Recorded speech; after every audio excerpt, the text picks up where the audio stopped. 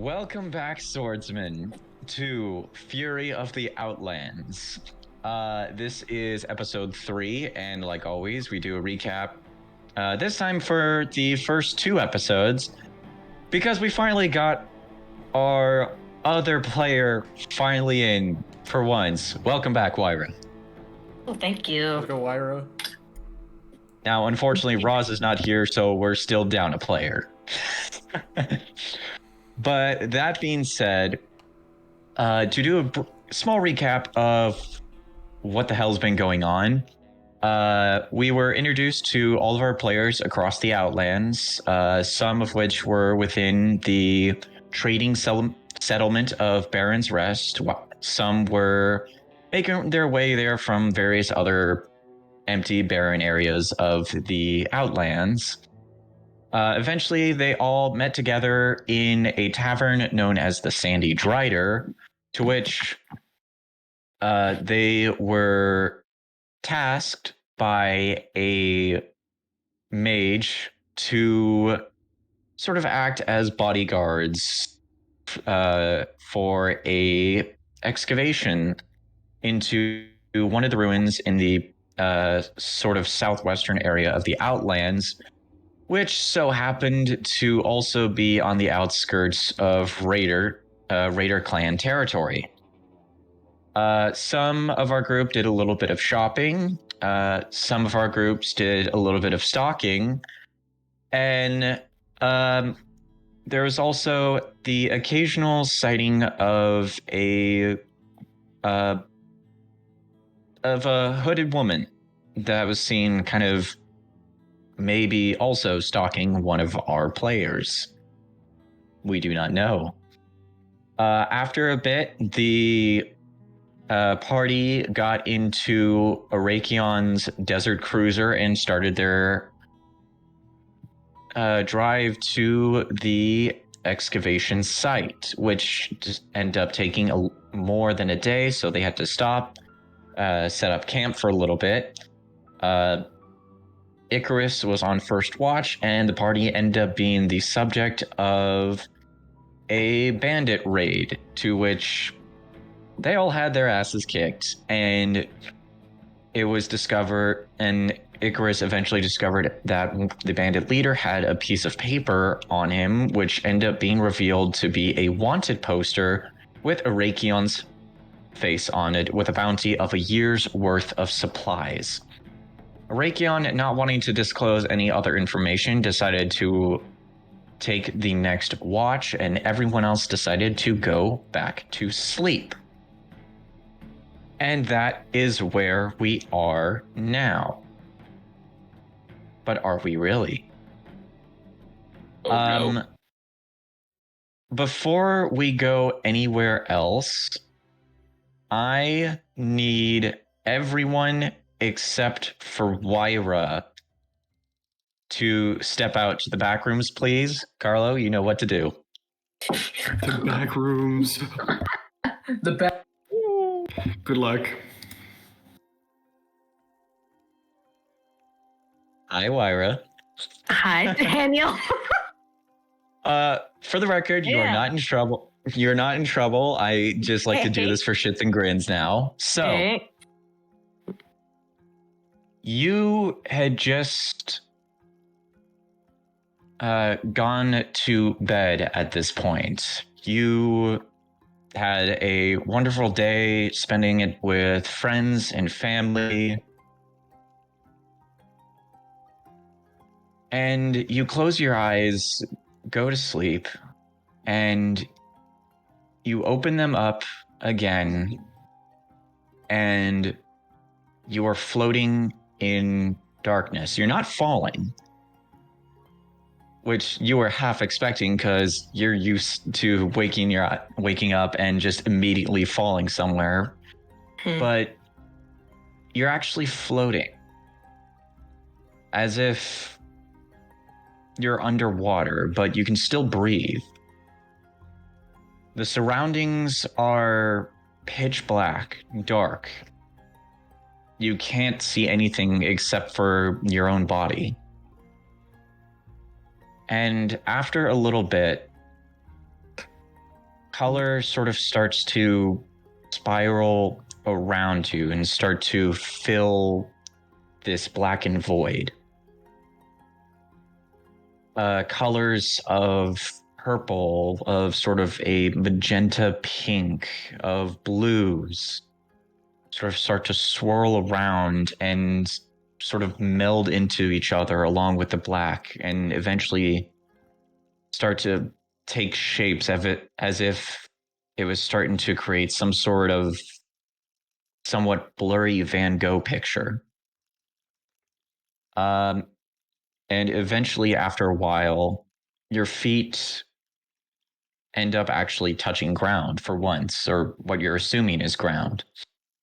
And the surroundings eventually go from blurry Van Gogh to eventually sort of sharpening into the surroundings you have, which at this point it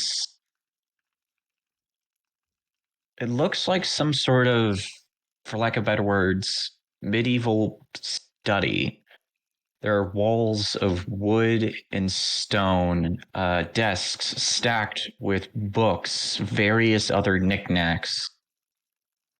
But you can tell that it's sort of still the same meld of purples and blues. It's not like actual coloration of what it would normally be. And as you were sort of standing here, you are a little disoriented, for one. Not really sure why. You've had situations like this before, but you know that but in those instances, you've never felt lightheaded or a little bit dizzy like you are now.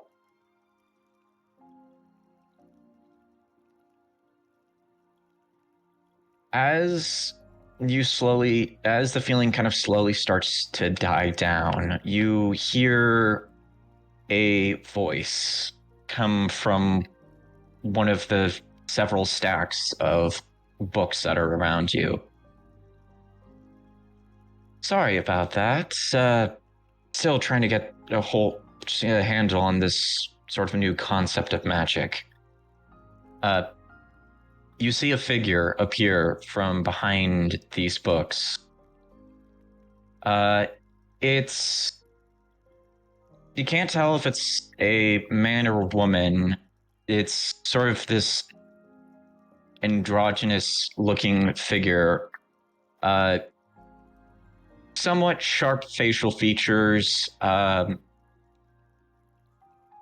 wearing a sort of purple button-up with a black and blue vest and a black long-brimmed hat on. Their eyes, what you would expect to look like normal eyes, are for some reason a little bit different. Sorry for the noise. Apparently laundry's going. Anyway, so what you would expect to be the whites of their eyes are actually a bright purple, and the irises are sort of sparkling as a sort of a light blue. And the figure looks to you and is like, "You're not too disoriented, are you? Like, you can still see all of this, right?" Somewhat. Where am I? Ah, yes. Well, to be a little bit, it's maybe a little complicated, but for lack of better words, you are on what's known as a demiplane. It's a place that, how do I explain this? You know how sometimes when you see a bubble, there are sometimes smaller bubbles that are connected to it, and then there are some that are a little farther off. Yeah. A I guess. demiplane is a lot like those smaller bubbles, whereas a main plane or universe would be one of the larger bubbles. And Oh, you're sometimes talking about a world. Sorry, I thought you were talking about a machine. Are you Well, I referring can- to a world like a space where existence happens? Well, you catch on quick. I'll give you that. The last few that I've actually conversed with were actually almost dumb as bricks. Well, in my opinion. Well, But- thanks. Oh, sorry. Yes.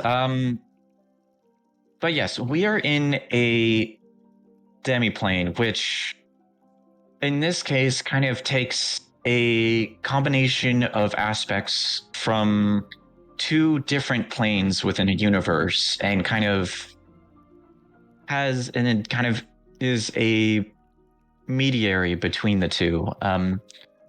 Though I will say that in this case, the demiplane we're on is more taking from the arcane wellspring than the material plane, but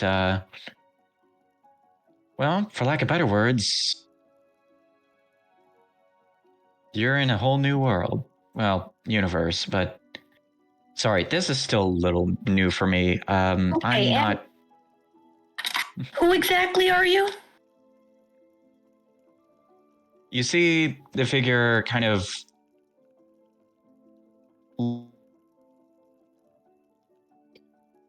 See, now that's another interesting question. And actually looks at their hand for a sec, looks at their clothing, is like, oh, okay. See, now that's gonna make things a little more confusing. So what you're seeing here is actually not my physical form. Is not my actual true physical form. It's what is referred to as a avatar or a vessel. Okay. It's basically a body of a person who is willing to devote themselves to be able to see. I've never actually had to describe this before. It's very weird. And I also don't really want to say it in a way that actually makes me sound like it's unjust. Basically, this is Honestly, the bot. I think you just have to go out and say it because I'm still confused. You're running around in circles and you're worried about justness. I just want to know what's going on. Okay, basically, this is another person's body that I am borrowing for a quick bit. That's kind of what happens with vessels and avatars. Okay.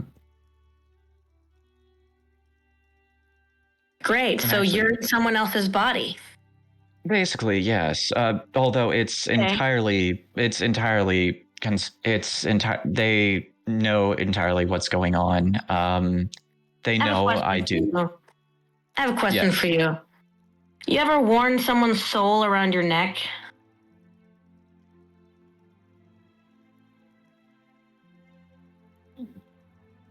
I've not, but that is an interesting thing to ask. Just curious. So am I just gonna be stuck in this weird in-between thing, or am I gonna go somewhere? Oh, no, my dear. I invited you here. Oh, no. Yes, I think one of the reasons why you're not seeing those other two friends of yours, it was a really interesting conversation. They actually were maybe a little bit upset about it, but I explained the whole situation. Who? River and Jackson? Yes, I think that was their names. Yes, I think that is, they said something along those lines. In situations like this, they normally say that they're the ones that introduce you to stuff like this, but well, I kind of explained that this isn't the first time I've encountered multi-universal beings who happen to cross the interdimensional realms. It's Okay, so I see that you know about me then. Oh, yes, actually, a little more so than you think. They snap their fingers, and sort of in the wisps of air around you, you sort of see flashes of memories from your past. Fights alongside Jason with Atlas Durza, Howler. You see the fight Pain of with having him forget me. Yes, you see the memories of first fighting Asmodeus in Exandria with the first Whisper of Winter group. You see various other memories of your travels, and this figure kind of looks at him as goes, ironically enough, this isn't the I when I first heard of you, I was definitely curious, for lack of better words. You see,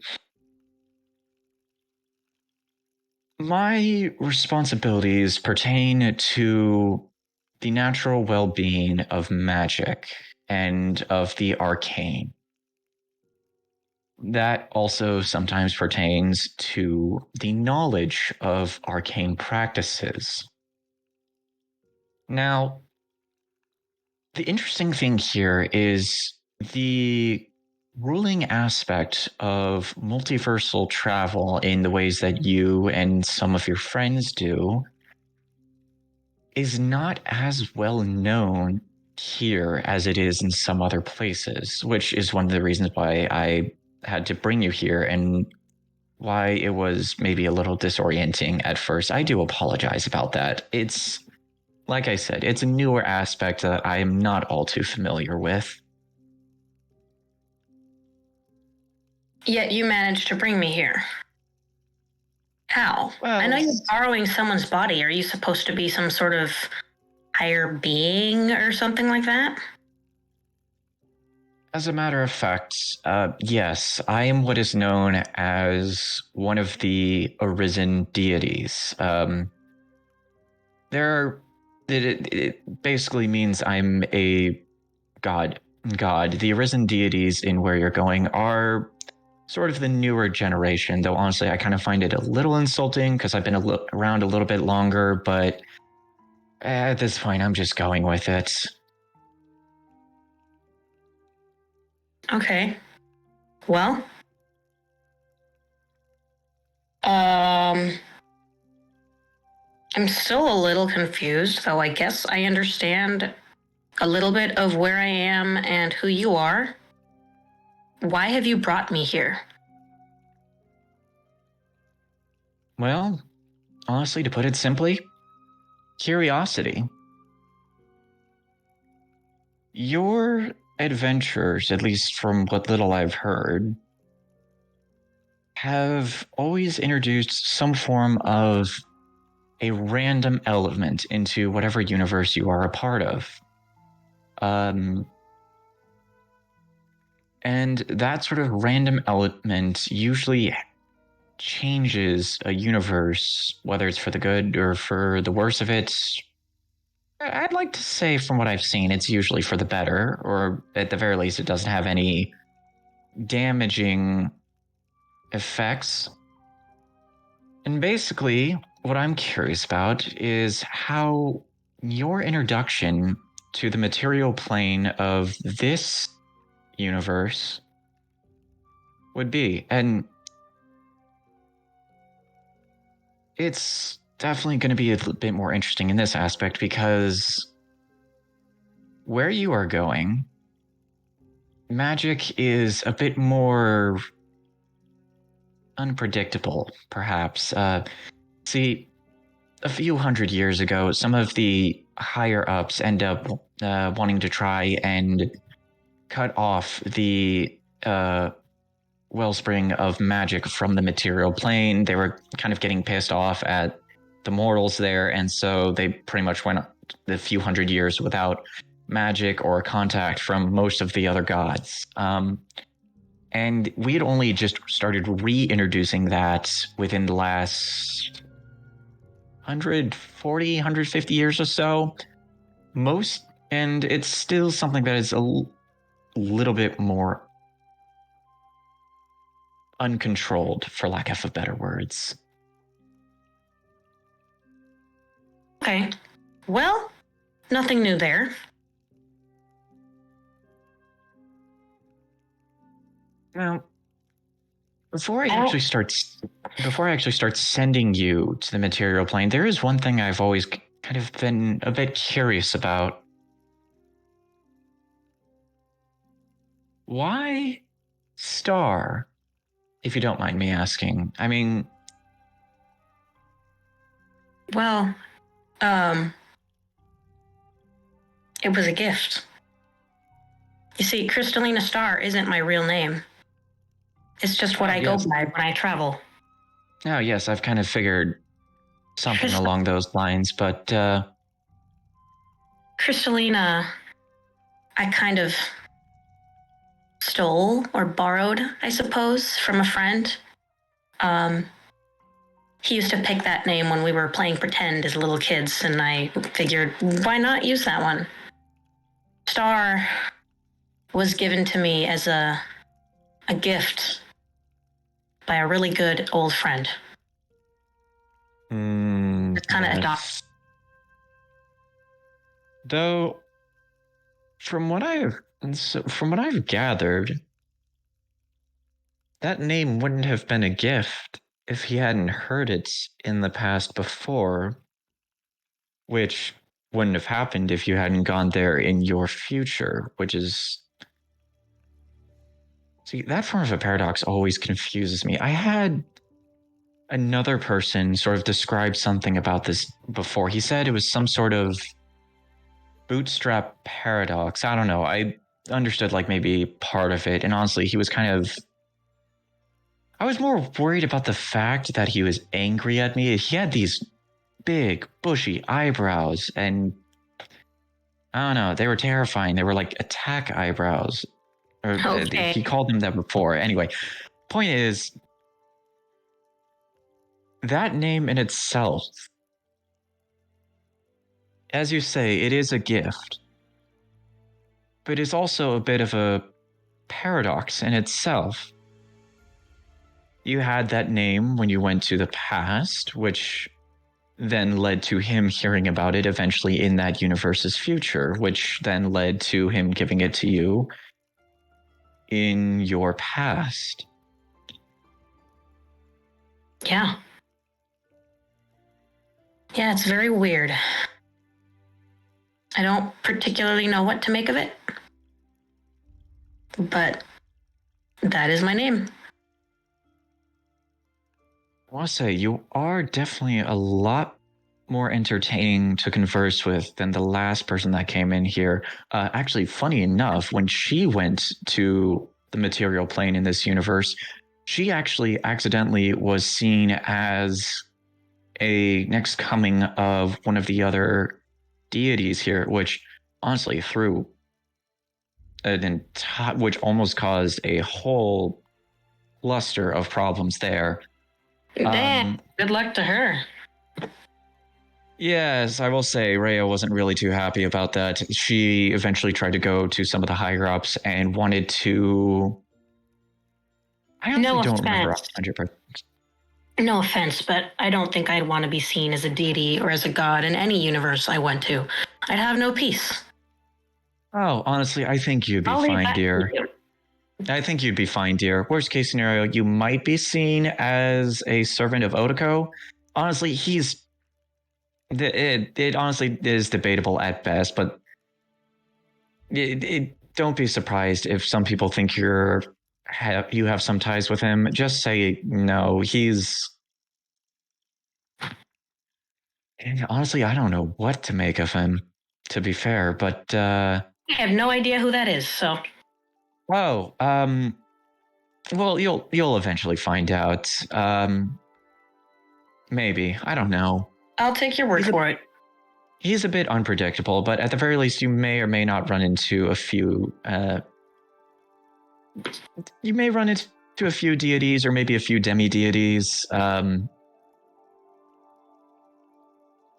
It's. I'm not entirely sure. As I said, unpredictability is something that happens a lot whenever you show up, and that is kind of one of the things that I am most curious to see here.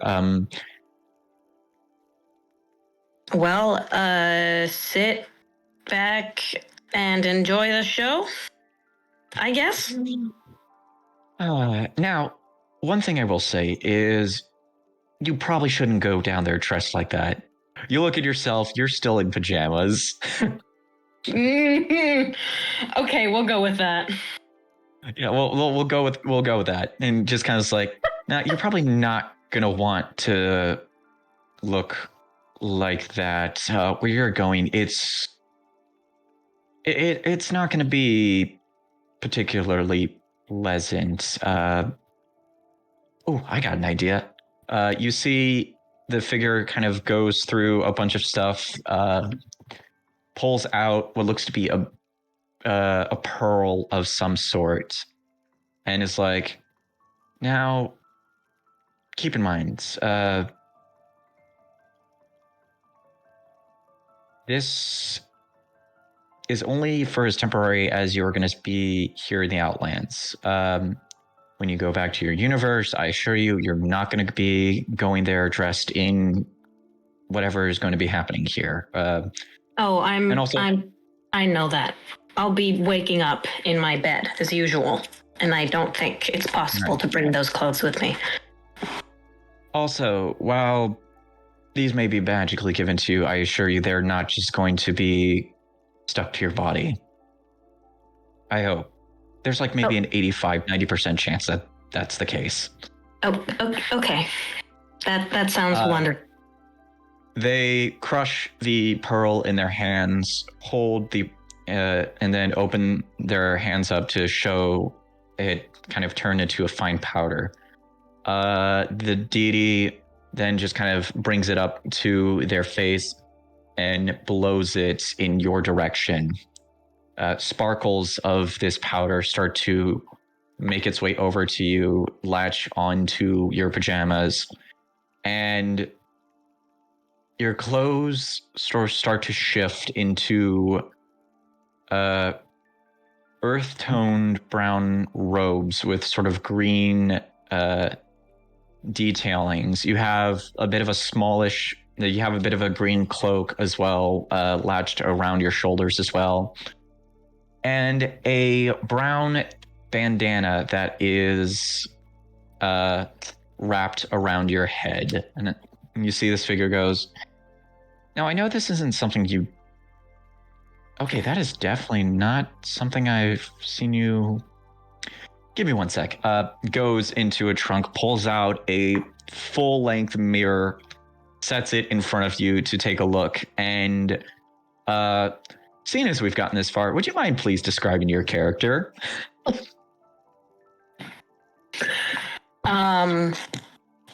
She is... Well, I am 5'2". Hair currently that is at about the middle of my back. It's in a layered fashion. So putting it up in a ponytail, little strands would fall into my face. I'm wearing a sort of skin-tight shirt, loose pants, and a sort of green cloak that I can drape over my head. So, yeah, you, first off, after seeing this person just pull a full-length mirror out of a chest, as I said, they set it in front of you. You take a look at yourself. What is your reaction to seeing this outfit? Damn. Not bad. Figure smiles and is like, honestly, I think it's not that. I think it's a pretty decent fit for you, if I might say. Oh, one other thing. Give me 1 sec. Goes back into the chest, starts kind of tossing stuff around. It's like, no, probably not a good idea. Oh, here we go. Pulls out a quarterstaff and is like, now, unfortunately, this isn't magical, but I remember your two friends saying how you've kind of gotten tired of using a sword. So, hands the quarterstaff over to you. I have not seen them in ages, but you know what? They're always watching, which sounds very creepy, but I don't know how else they would know that. Yes, that's fair. Also, that being said, you will still have a chance to eventually see them. I'm not cutting them out from this completely. You will have a chance to see them. They'll have a chance to see you. It's just this main one-time thing for introductions, you know. You'll probably also see me every once in a while too, but yeah, no, I'm just want to make sure that you know that they're fine. You'll still get to see them. I'm not cutting off from those guys and their plane dimension. I don't even know what to call it. I'm still confused about that myself. Anyway, I don't even know. You may or may not have noticed that they resemble two people that used to be a part of my life in my childhood. I don't know if that's on purpose, if they are doppelgangers, if they just took that shape or what, but they're just kind of like that, so. you know, see, yeah, that was something else from the last few times, and that was also one of the reasons why we had that problem with that other person accidentally being seen as the other deity, Rhea. I came up with the hypothetical that she might be a doppelganger of this deity. That didn't really go well. We're still not entirely sure about that, but I'll just say whoever that young woman was, she's definitely adventurous and a little cocky. I don't know I don't know, but anyway, are you all set? I think that's everything from me. I just need one last thing. What's your Yes, name? of course. You see, they smile and is like, no, I know. I know you're a bit of a curious sort, and you don't want to think that I'm some sort of weird creep who just pulled you out and is like, hey, go here for just the fun of it. But I assure you, if I started giving my name to every person I pulled out, it may or may not lead to problems. But as I said, I'm one of the arisen deities within this plane. So I'll just call you the arisen deity that kidnapped me from my planet. How about that? I don't need your real name. I just want something to call you. You think too much. Oh. Well, if you put it like that, I guess you could just refer to me as Cassian. Okay. Huh. Cassian. I like the feel of that. It's nice to meet you, Cassian. If I remember correctly, technically it's the name of the vessel that I'm using right now. You don't need to get into the specifics, but for the sake of this casting, will do. Now, there is one thing that your two friends did tell me that somehow is a bit of a tradition whenever you come into new universes. Oh. But that being said, I assure you, this won't hurt as much as you'll think it does. Oh, okay. They snap their fingers, and in a flash of light, you are blinded. And as the light sort of starts to die off and you're getting a look of your surroundings, it's nighttime and you're falling from the sky again. Of course. Why wouldn't and I now, be? And now I need to ping everyone back. Oh my fucking god. Okay. Welcome to the Outlands, Wyra.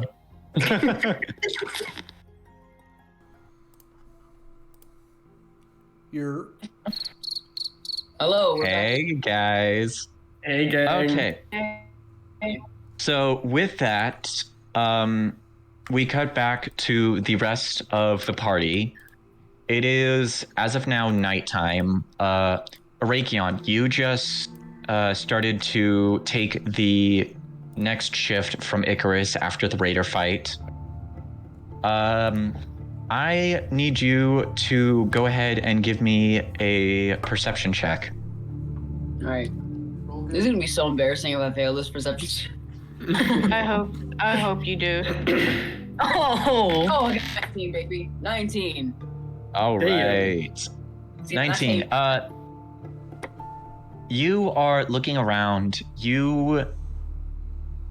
As of right now, you don't see anything that might pose as a threat, but one thing that does seem to catch your eye as of right now is out in the sky, there seems to have been a flash of light. Not a large one, but it was definitely a little bit more noticeable than most of the other sort of stars are out in the sky right now. As you kind of look out this towards where this happened, occasionally you see what looks like something is blocking the stars every once in a bit. Out of curiosity, Arakion, do you have dark vision? I actually don't know. Let me check. Yeah, I actually don't remember 100%. I do not know. Okay, He on the phone. actually, wait. The moon is extra bright tonight. Yeah, no, you don't. Okay, so yeah, no, you see that it looks like some of the stars are like eventually getting blocked out, and then at one point you see what looks to be a silhouette of something occasionally passing by the moon. It looks like a person is falling from the sky.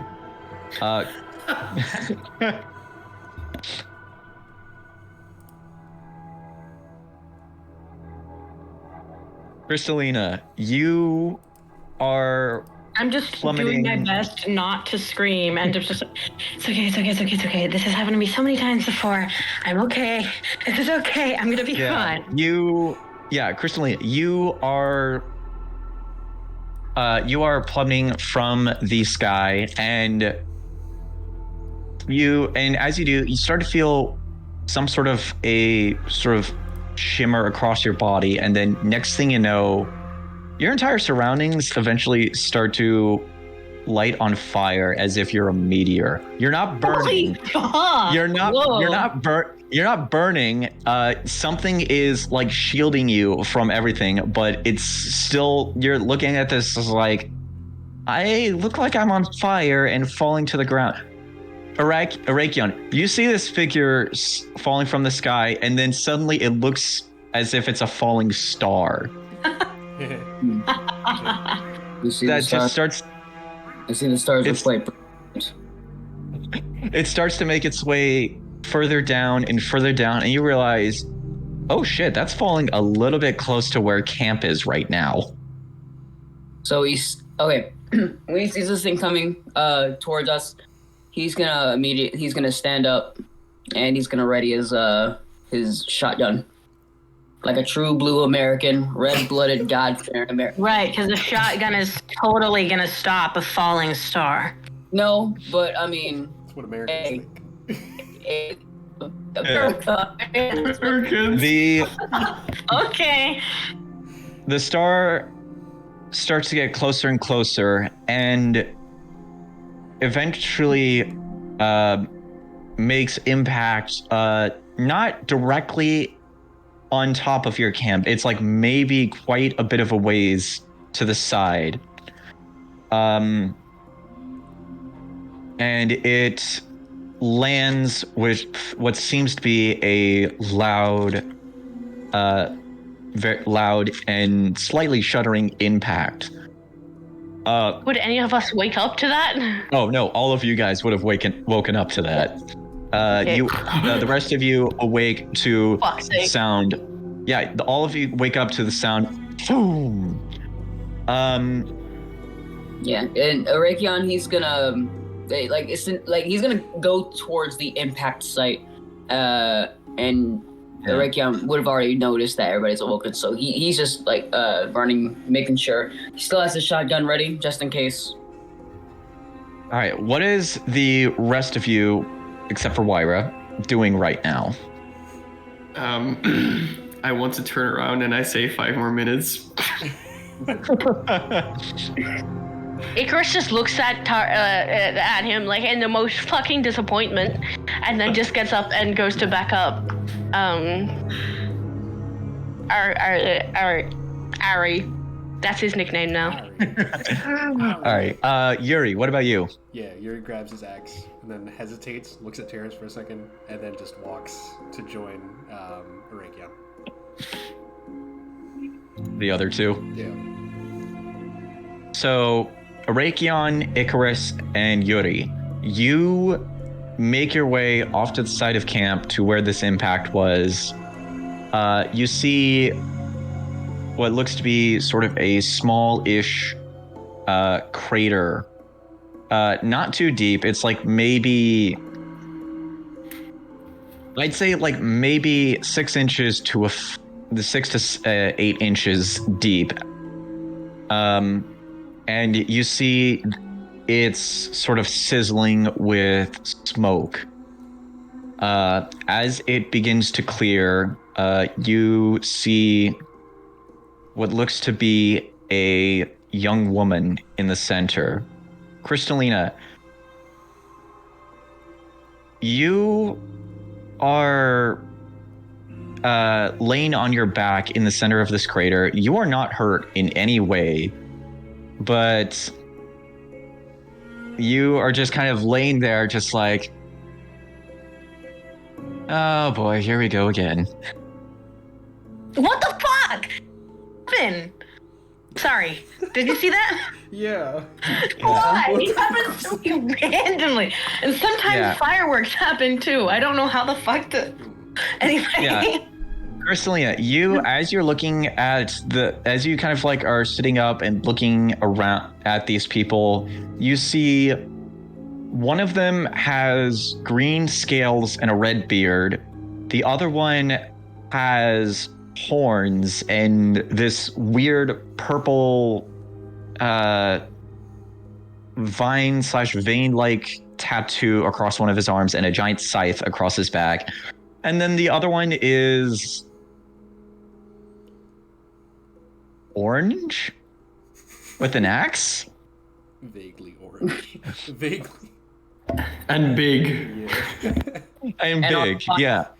Big, scary. And all of them are fucking huge. Yeah. Am I the only human here?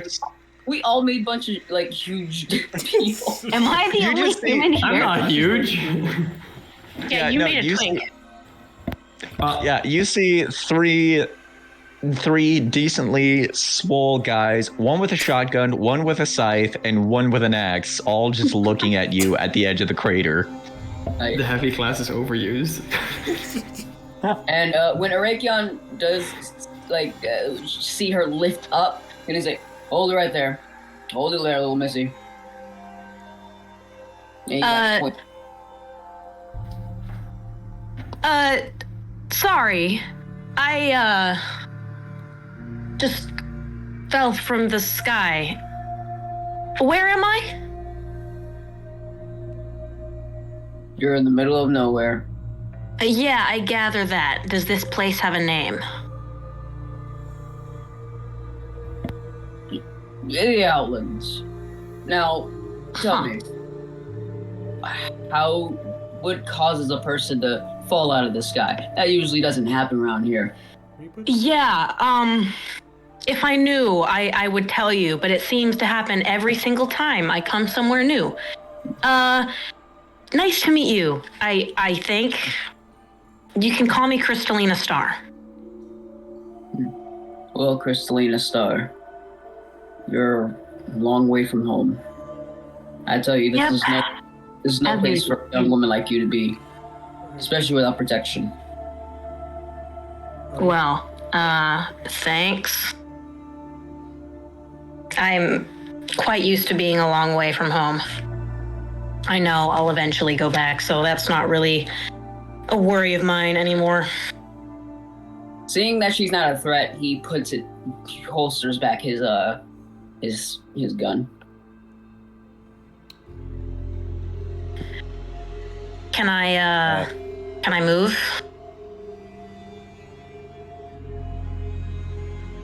Are you saying that in character or out of character?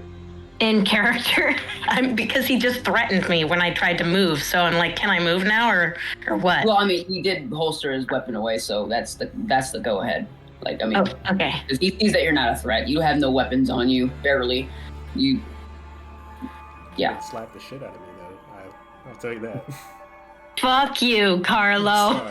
Sorry. Fuck you. Sorry. That Not this never again. happened. Oh my god. I can make it a Not reality, yet, though. apparently. Yeah. Damn it. So when you don't answer my question, I'll be like, okay, I guess that means I can then. And I kind of get up. Though I'm not hurt, I feel a little bit stiff. And I start trying to crawl out of the sides of how big is this crater?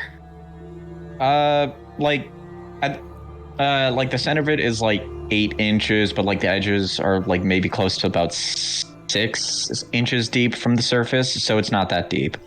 Oh, so I landed as if nothing happened. Great. Okay. So I just stand up. Pretty much. So I just stand up. Icarus, would you mind giving me a intelligence check while Carlos says his thing? Sure. I'll ask, Cristalina, was it? Yeah. Sorry. I got a 4. You must forgive my friend. This is a crazy place. Everyone's mistrusting right now. You said you're not from around here? Where do you come from? That is a very complicated question. I kind of search his face, wondering if I should answer that question or not, and then finally I kind of... I was gonna say, give me a insight check, if you could, Cristalina. Okay. Don't do it, Miss Lena. In real life, why are you mind that it's... I got a 23. Oh, shit. Carlo, what does she see as she's trying to figure out whether or not to sort of trust Yuri? I think Yuri,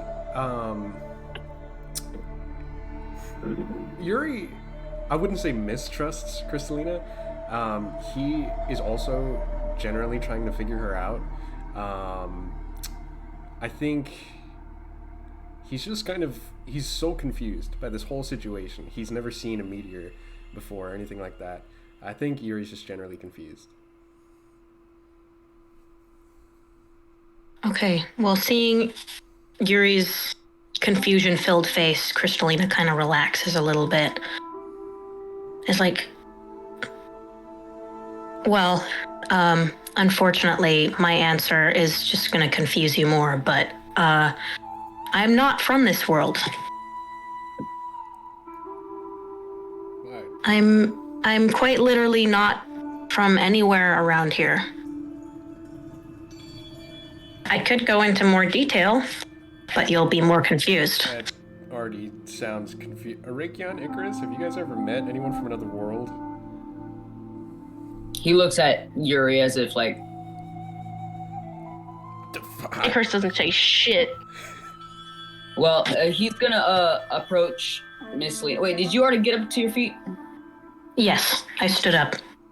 Alright, well, Rakion's gonna say, well, this place, like I said before, it's not safe for really anyone without any protection, so we're at camp, not too, like, right there.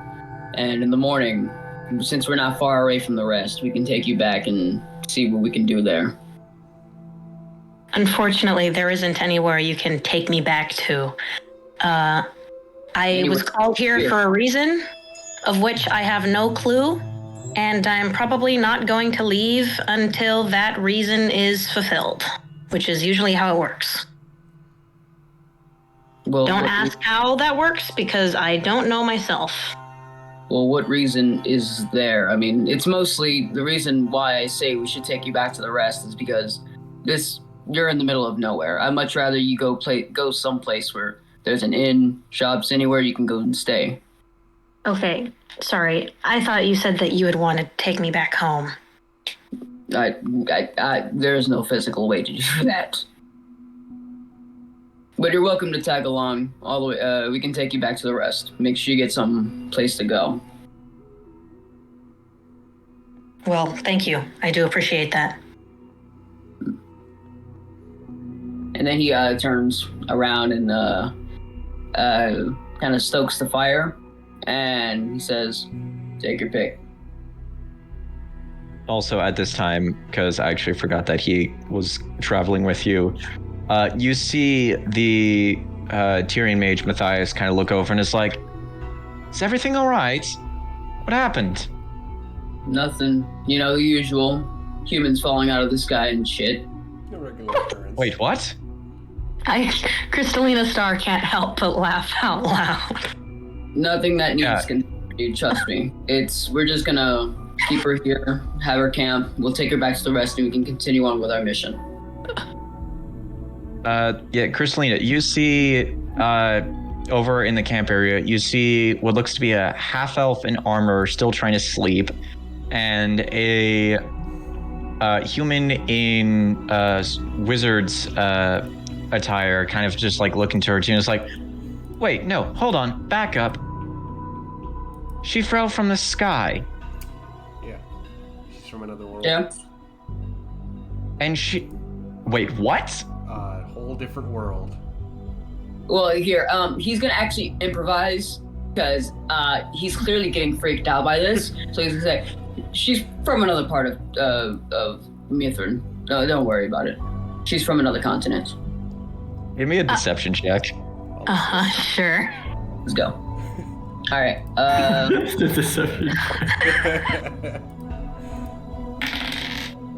Trust me.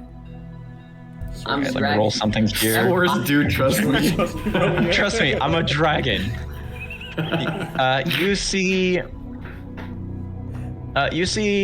Matthias kind of looks between the group of you and is like,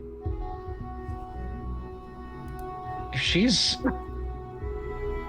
she's from one of the other nations, how'd she end up in the Outlands? Cannonball. You see the guy kind of looks to you, Christian, and is like, "You're not from Zelens, are you?" No, I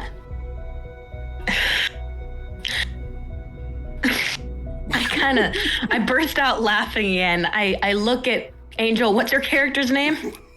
Hracevelger. You'll know him as Hracevelger, but he didn't tell you his name yet. He didn't tell you his name. I know. Okay, but I look at one of the big dudes that is played by Angel.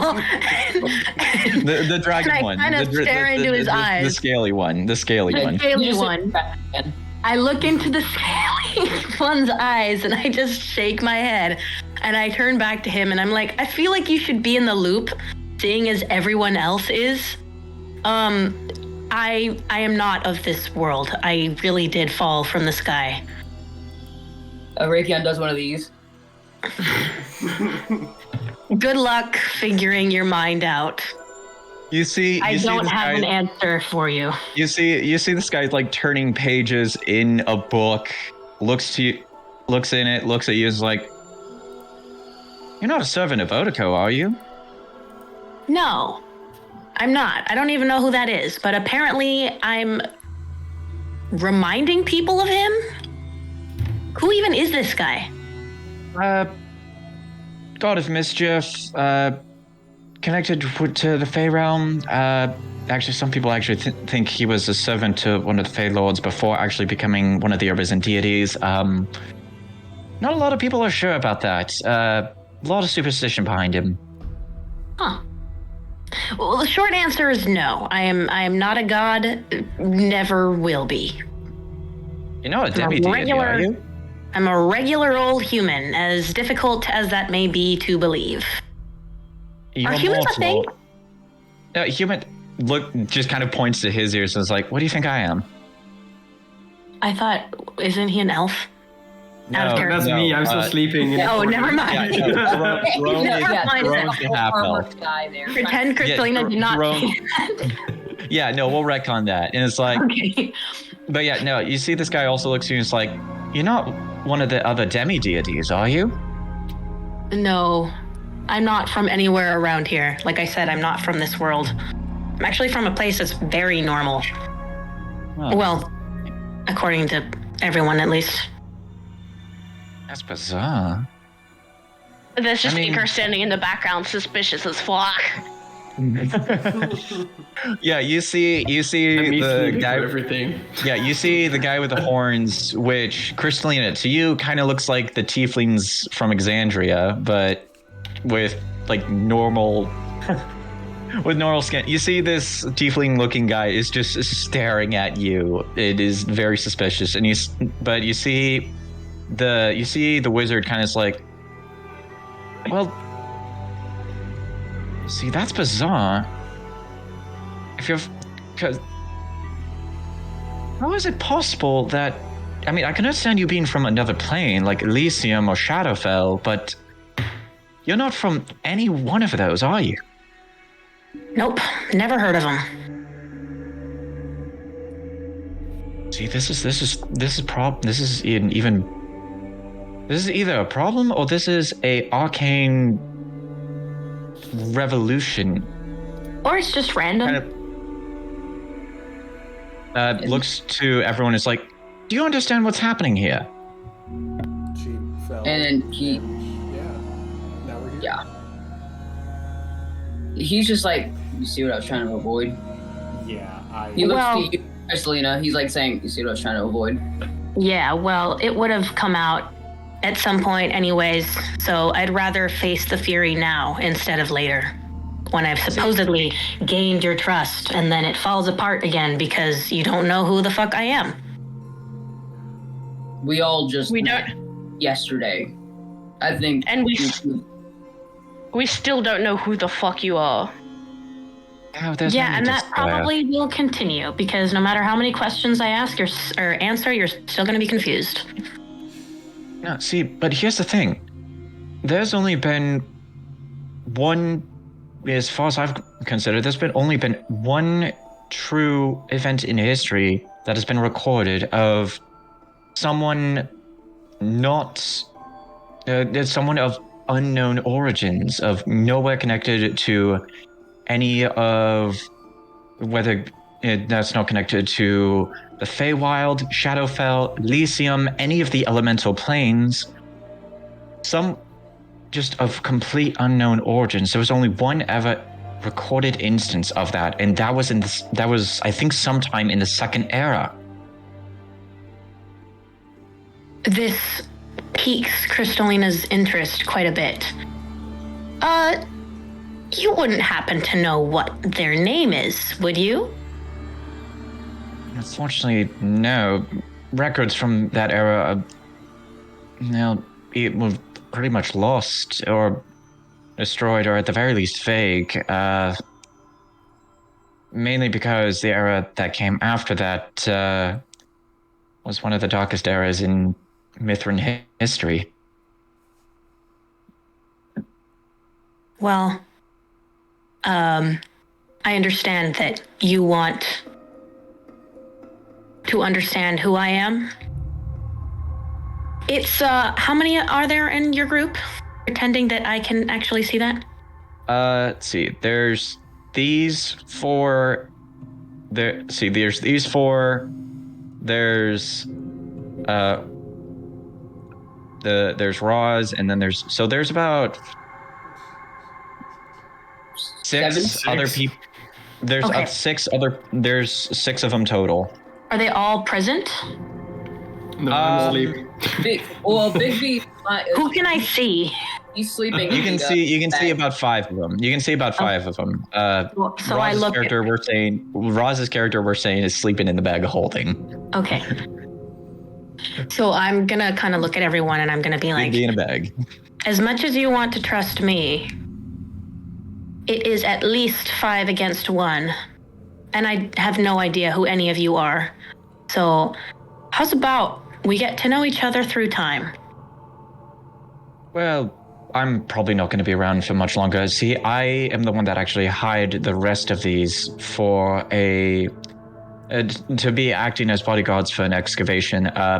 I myself am not a resident of these Outlands. I actually come from the neighboring republic, which is the nation of Tyrus. I'm a member of an organization known as the Arclight Order, which is a organization dedicated to the study, teachings, and practitioners of the arcane. Huh. Basically, he's a Define- magic nerd. Okay. I was just gonna ask you to define arcane in this world's language. I'm assuming that is magic, right? Yes, it is magic in this case. He points over to Rakion, has a different way of sort of channeling that that I'm assuming from what I've seen at the very least. This person here has a different way of sort of harnessing the arcane energies around this nation in a form that is most commonly known here as spell tech. Okay. The rest of these people, I'm not entirely sure. Like Mr. Reisvelga said, we are just more recently introduced to each other than long-term friends. Though that one there has a mechanical horse. Points to Icarus. Points to the tiefling, and you actually see right behind him there is actually a mechanical horse just sort of Nugget's staring. back? Oh shit, that's right. I forgot about that. Yeah, Nugget's not here. I was saying, Nugget's not here. I was like, wait, Nugget, Nugget followed? You turn to actually expect something, and you see there's nothing there, and it's like, and the mage is like, wait, what happened to your horse? He's getting an upgrade. Okay. See, you'll probably see the horse later, but he has a mechanical horse, I swear. Okay. He has a name. No, I actually didn't realize that. I'm sorry. What is your horse's name, if you mind me asking? Nugget. Just kind of tilts his head, is like, that thing. You know what? It's the only thing he would respond to. Blame the horse. You know what? I suppose that's fair. But yes, if there's actually more specific things you want to know about, in the very least, this continent that we're on, or anything that historical that I might be able to actually tell you. See, the interesting thing is my teacher, actually the person we're off to go meet, Archmage, the Archmage known as Ravenfell, he's a little bit more historical than I am. I have only been in my position within the order for less than a year or so. He's gonna interrupt you, fucking, what's his name again? I'm so sorry. Matthias, keep that in mind. Okay, he's gonna interrupt that. He's gonna say, before we start getting into the details of the mission, now, Miss Cristalina Starr, you said before you came here, you were given some sort of purpose, mission. What were you, like? You might need to elaborate on that before we can give you any more details about any of us. Cristalina looks at the scaly creature for a long time before finally answering,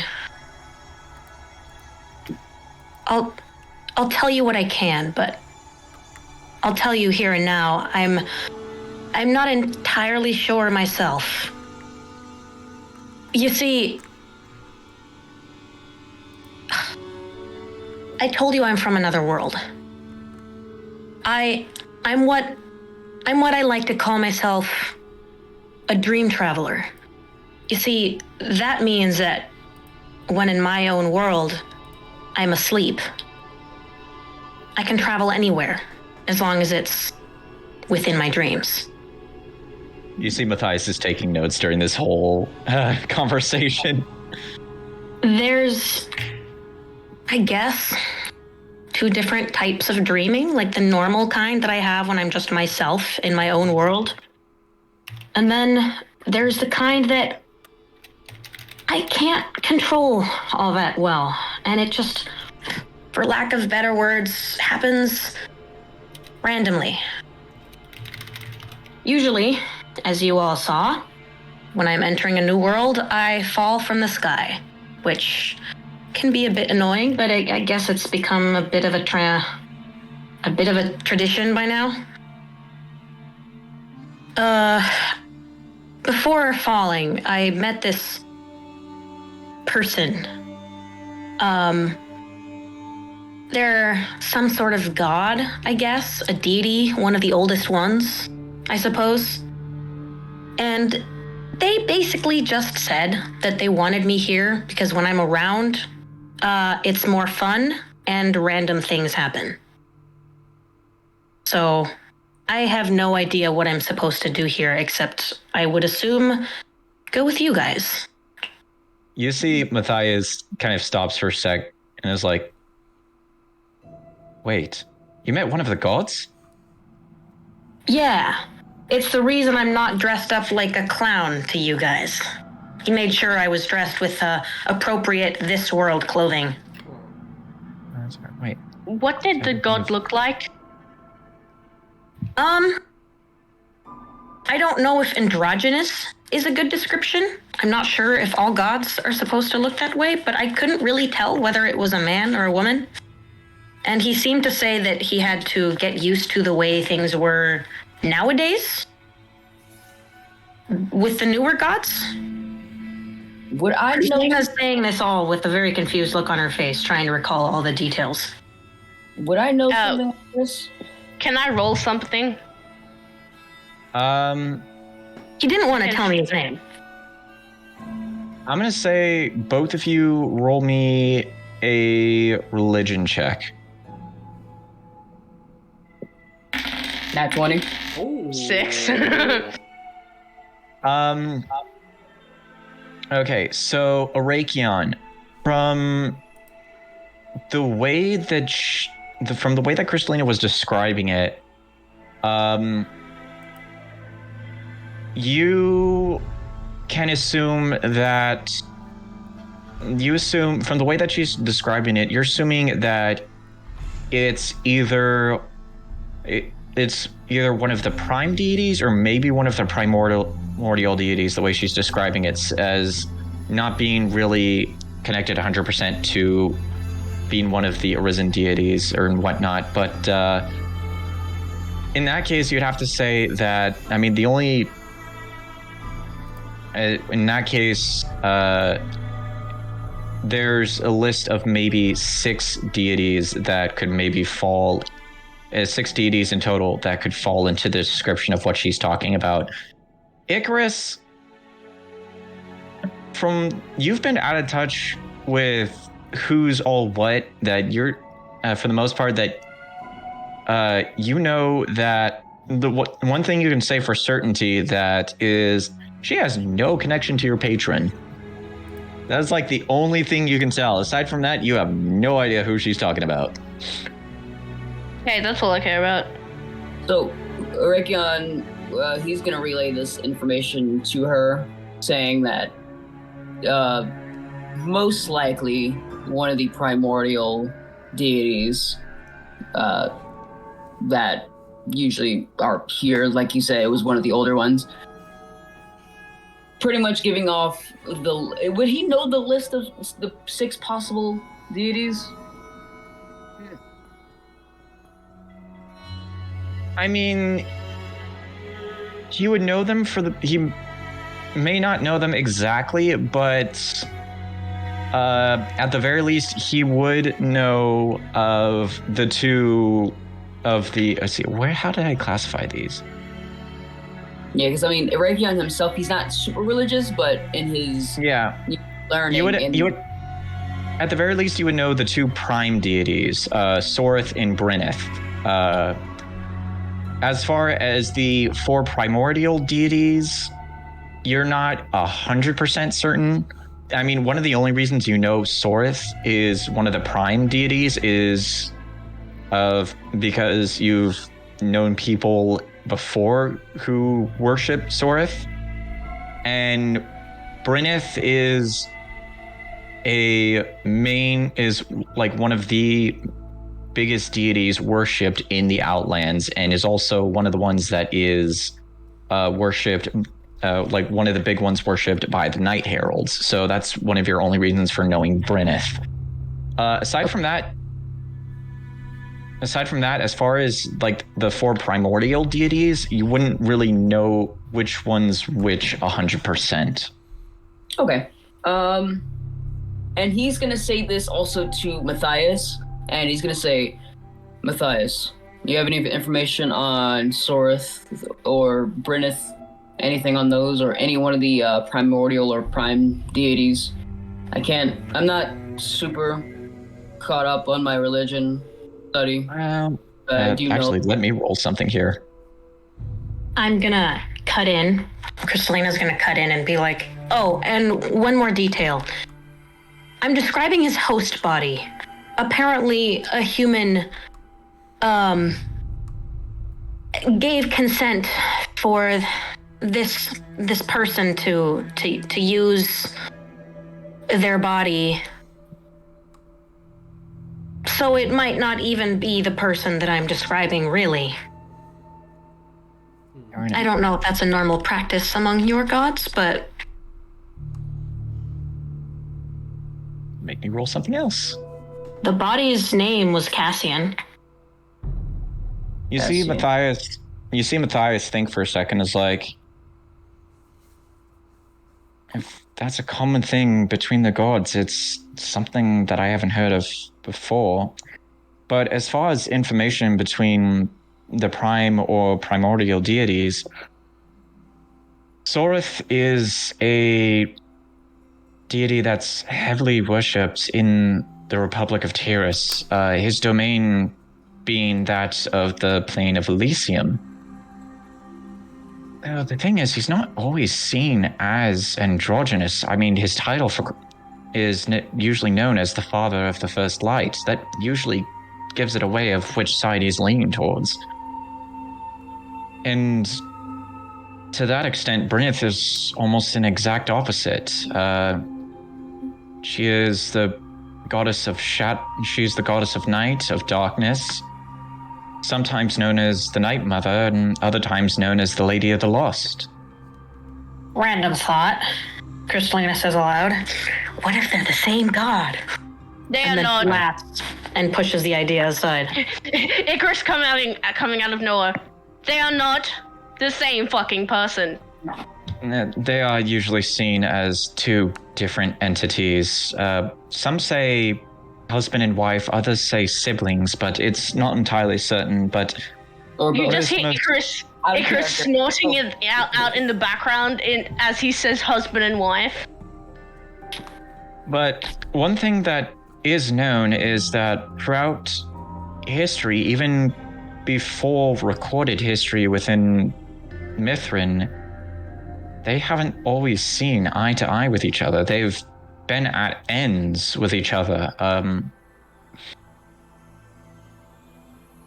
Was one of the ones that sided with Tiamat when she tried to conquer the rest of the continent of Ekra. Sorith aligning himself with Bahamut to make sure that the mortals and the dragonkind stay within some sort of a balance between each other. Not only that, their divine domains are completely separate from each other in almost every aspect.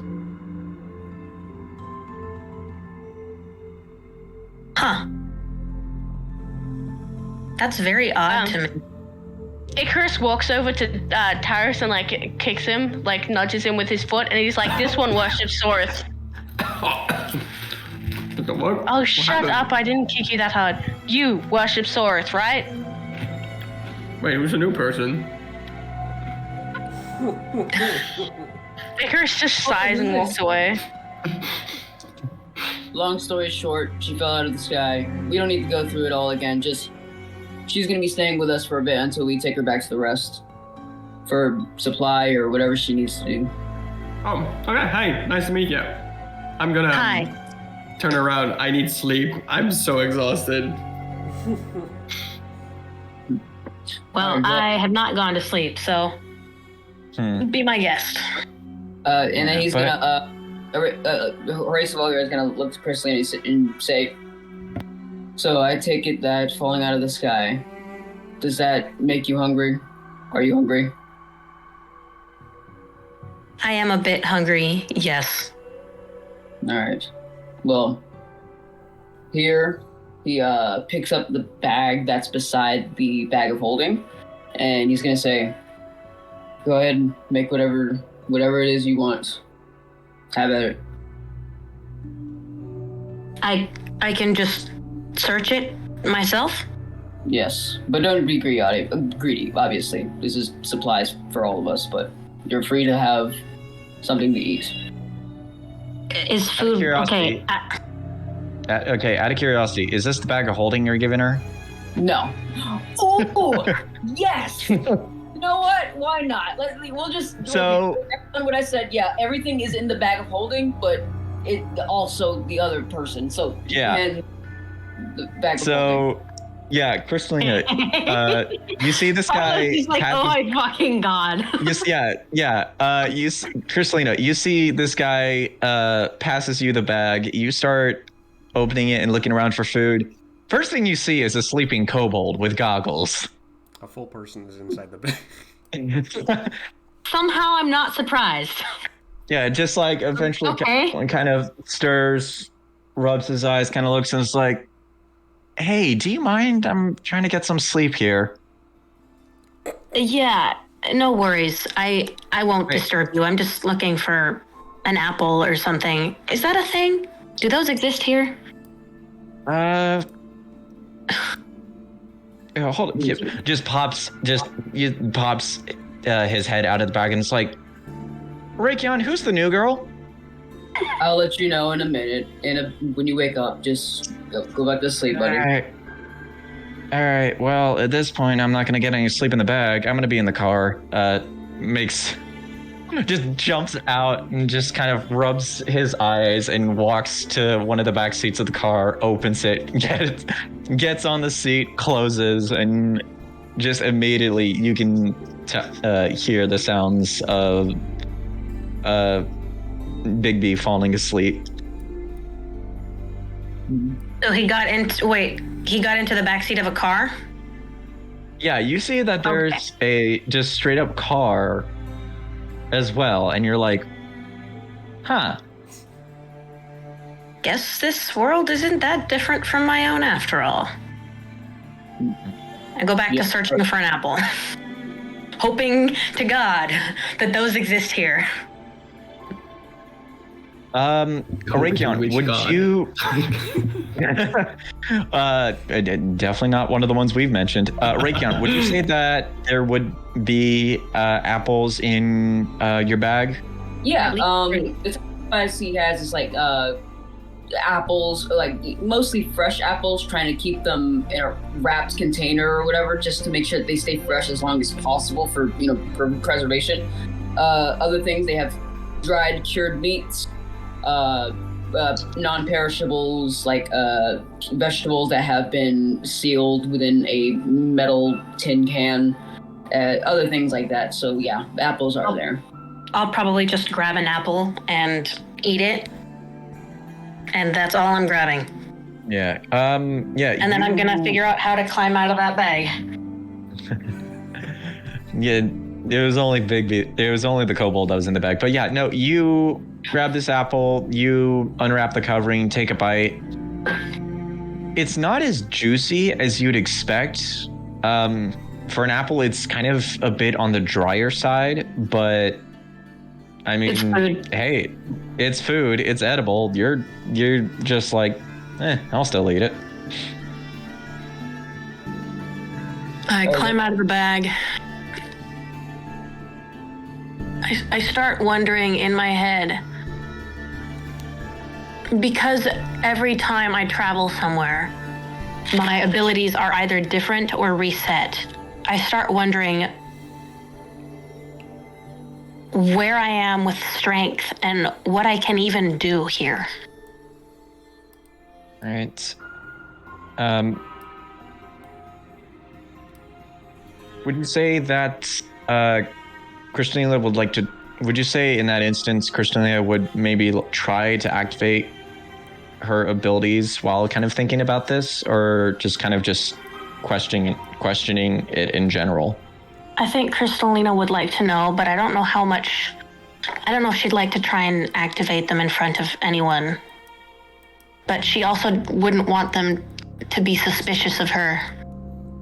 So she kind of assesses the situation and decides she should probably get some good rest for tonight and figure it out tomorrow. Okay. So yeah, after you munch on your apple for a bit, you grab a bedroll to sort of lay down on, unless you want to sleep in the car with the kobold.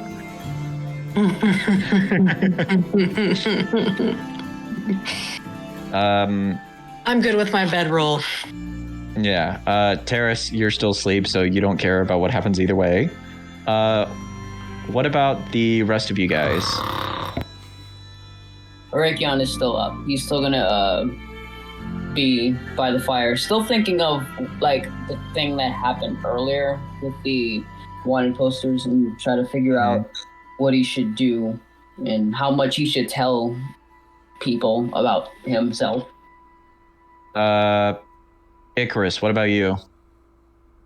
He's just sitting beside Towers.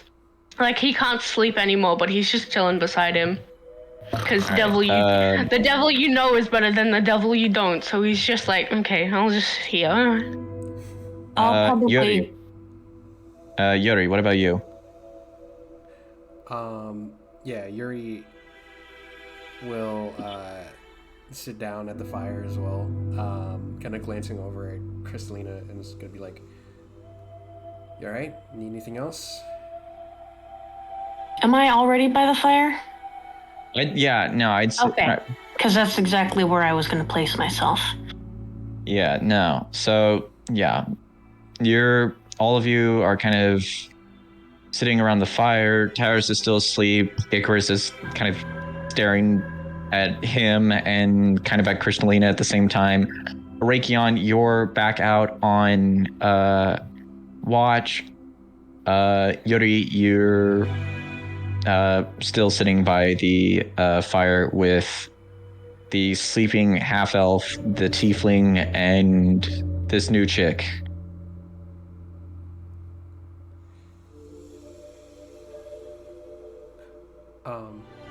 Yeah. Cristalina, did you need anything else before you headed off to bed? No. I'm fine. Thank you. Just being next to the fire is more than enough. All right. Cool. Well, let us know if you need anything. Sorry again about, him. This place is intense, so. Yeah, I gathered as much. Actually, I do need one last thing. Sure. What's your name? Oh, Yuri. Sorry, I don't know where my manners are. Yuri. What's your green scaly friend's name? I don't... Oh, go on. Sorry. No, I wasn't saying anything to you guys. I was doing this. I don't think I've been told Aragion's nickname, so I'll just... You have. Alright, okay. He goes by Aragion. Some of us call him Racevelger. But just call him whatever. Race what? You are to call me Race Velger. Race vulgar? Race Velger. Race Vilger. Race Velger. Race Vulgar. Okay. I'm just gonna call him a Rakion. Yeah. Well, don't call me that out in the middle of public or anywhere on the road. Oh, am I not supposed to? Okay, what do you want me to call you then? I'll explain why when we're on the way there. I have something I need to tell you all anyways. So You'd prefer me to call you Race Vulgar? Race Vulgar. Damn. Do I need to spell it out for you? Yes, please. From his bag of holding, right from his crack. He types it in. He's gonna. I'm gonna type it in the chat. Yeah, type it in the chat for the sake of sanity. God. Northsmith names, notoriously hard to pronounce. Horace Vulgar. Yeah. I mean, Horace Vulgar. So hard. Wait, did it go through? Did you send it to me personally? No, there we go. And in the Which one? shard chat. It's at it's in the The shard. The shard chat. General? The shard chat. No, it's in. Do it in Discord, Angel. Oh yeah. Oh. Race Vulgar. Race Vulgar. Yeah, with an A. Is that how it is? Yeah. Race Vulgar. Okay, so race it is. Sure. Race Vulgar. Okay. But the equivalent of this, he takes out his quill and piece of parchment, tears it off, and he just slides it over. Well, not slide it over. They're not on a table, so he just hands it to her. I take the piece of paper and read it. Race Vulgar. Huh. I've never heard that before. Yes. Okay. The name of a powerful dragon. All right. Well, thank you for trusting me with this sacred information. I feel very honored and very safe and very warm. I don't know whether I'm being sarcastic or not. I don't think I am, but it kind of sounds probably not. He's not really paying attention to the sarcasm if you are doing it. Okay. He's gonna say, all right, now I think you all should probably get some rest.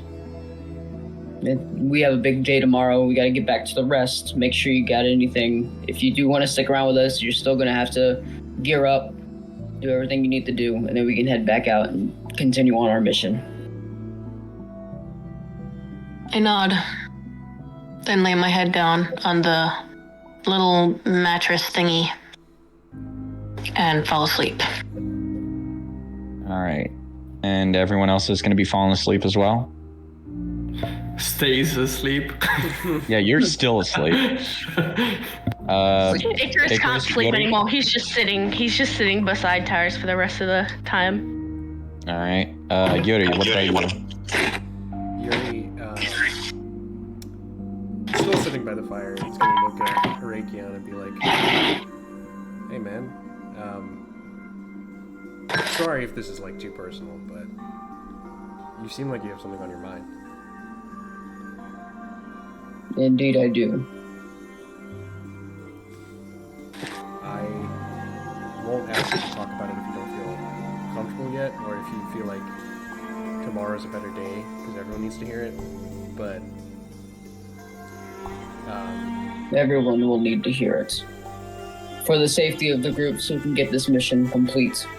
We cannot afford any more run-ins like we had tonight. So I will tell you all everything in the morning. Well, mostly everything. I still don't know any of you from a can of paint. fair enough. I would hope that I look at least a little different than a can of paint, but well, you are quite orange. And you are quite scaly, so I guess there's that. But I just wanted to let you know that, like, you know, if there is like anything past that like is keeping you awake or like giving you a hard time, just I'm around. That's all.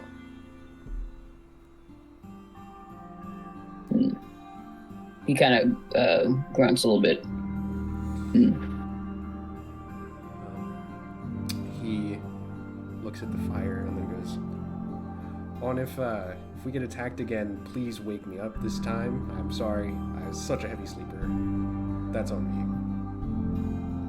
Trust me, if anything were to attack us, you guys would be the first to know. Yuri nods, crosses his arms, and falls asleep. All right. And with that, Raykion, you continue your watch for the part of the night. And then I'll say who's going to take the last watch of the night? Icarus had the first, Raykion had the second. Who's going to be third and final? Tyler, you've been sleeping for way too long. It's your turn. You wake me up for this? Yeah, he's gonna give you a slight nudge with his foot. Tyler. Hey, Raykion, what's up? It's your turn. Oh, it's already. Yes, you've been sleeping. You've slept long enough. Can I not say 5 more minutes or? No. Okay, gotcha. No, I got this. This is a group effort. Yeah, you're right. I got this. He stands up. Chris is just a grunt. cackling at the fact he has to get up. Terrace, give me a perception check. Oh. Okay. Actually, while he's rolling that, before he does go back into the place to go to sleep, he's not gonna open the door or anything. Oh my god. He's gonna check inside the door window of the car to see how Bigby is doing. I hit a 2 on the perception. Oh my god. Oh no. I woke up. But no. Listen, it's because Icarus is also awake. Does he get like an extra thing? Because Icarus is also there with him. If Icarus would like to also keep watch as well, then yeah, I will allow advantage on the roll. Okay, Oh, no. Digger, try again, Terrence. Got 2 failures up in here. So yeah, on that same. Yep, there you go. Fuck. Okay. So we'll get to that. So we'll get to that in a sec. They're too busy bullying each other. Raykion, you look in the window of the cruiser to check on Bigby, and yeah, he is still asleep. He has his goggles kind of a little further up on the seat, so then he's not sleeping with them on. And but yeah, no, he is sound asleep. All right, and then he when he checks up on him, he's just gonna walk back. Actually, no. What he's gonna do, he's gonna stay near the car, just in case. And if like there is an ambush or anything, he has easy access to the car. All right. And with that said, now going back to these two boys. The idiots. Yeah, the idiots. With no These eyes. fuckers. Looking like me. Yeah, Terrace, you are trying your best to pay attention, but you have sort of things on your mind that is sort of distracting you. And actually, as we kind of focus more on Icarus and Terrace, it's going to be that time again. Angel, I need you and Wyra to go to the back rooms. Carlo, you know what to do. Oh my god. Right.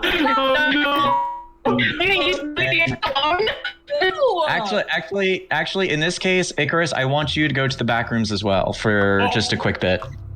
Oh, okay. Oh no! I know what Good luck, Taurus.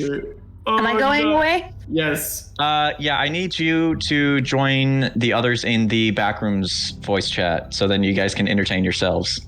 Hey. I can only Hey, assume. Jerome. Hey. So along with that, I need you to make me a wisdom saving throw. Oh, is that just straight up wisdom? So on your character sheet, there is underneath your actual stats. Yeah, there's a section that says saving throws. I need you to click the one that says wisdom. Ooh. Okay. So, Terrace, you are standing out here a little tired, whatnot, but before we get into that, we are... actually, no, I'm not going to say that again. You are sort of standing out here, sort of looking around, and you get another sort of moment of flashback memories again, which is sort of distracting you more from doing the watch than anything else. The blood on my hands. Yeah, the blood on your hands. The blood of your hands, the trashing of the tavern, the two bodies lying on the floor. And as you are sort of reliving these memories again, you are gripping your sword a little tighter as you're trying to sort of push these memories away and try and focus on the task at hand. You find it a little bit difficult to do so, as while this is something you have dealt with for the last few years in the Outlands, it's not entirely something that you've always been able to kind of control. And from that instance, the memory of a voice appears in your head, not from the flashbacks you've been having, but from something else, from something farther back. The voice is of a older man, from what you could tell, and you hear the voice say, "Come on now, Terrace. You know, getting yourself distracted means you won't be able to complete the task ahead."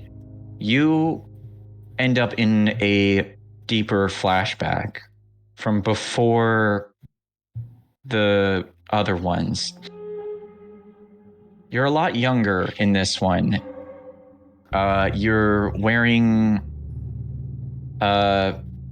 sort of worn armor. You're a lot younger, and sort of facing you is a dragonborn, a bronze dragonborn that is holding a training sword in hand. You look to yourself, and you see that at this moment you don't have one in your hands. You have a wooden shield, but right at your side, on the ground, you do see that there is another training sword that was knocked out of your hands from this dragonborn, which you recognize as your, for lack of better words, as your teacher from back at your village.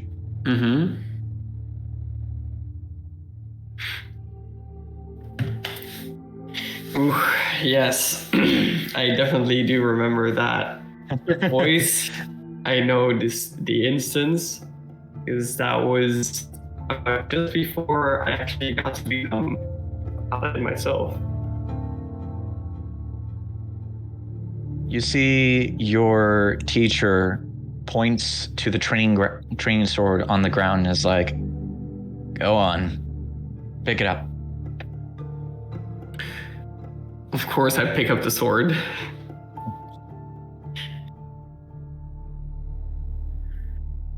You hold this sword in your hands, getting in a battle stance. You see your teacher kind of chuckles for a bit, sticks his in the ground, and is like, all right, hold on a sec first. Kind of crouches a little bit to kind of get a little more eye level with you, as this is a really tall dragonborn. Looks you in the eyes and is like, what's been on your mind, Terrace?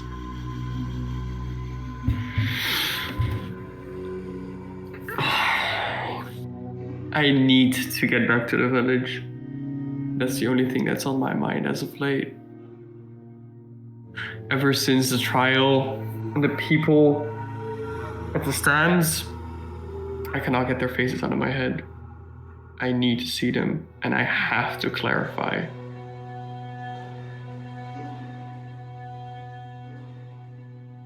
You see, he chuckles and he's like, ain't nothing gonna be happening to that village. You know that as well as I. Sure. You got some things that you feel you might need to justify for yourself, but it doesn't necessarily mean that it should prevent you from focusing on the task at hand. You're right. You're right. The first thing at hand, as he rubs in his eyes a little bit, thinking that he's so sleepy. The thing right now is getting that guy to his teacher or something like that. Already not paying too much attention. Yeah. You see the Dragonborn kind of chuckles and he's like, that's a spirit. And always keep in mind that no matter what, first light will always shine on your path. That fills Tart with determination.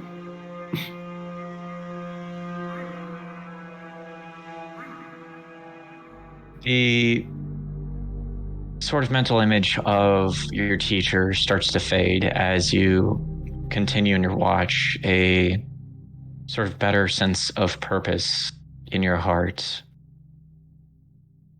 And with that, you turn back to the camp for a sec and you realize that Icarus is gone.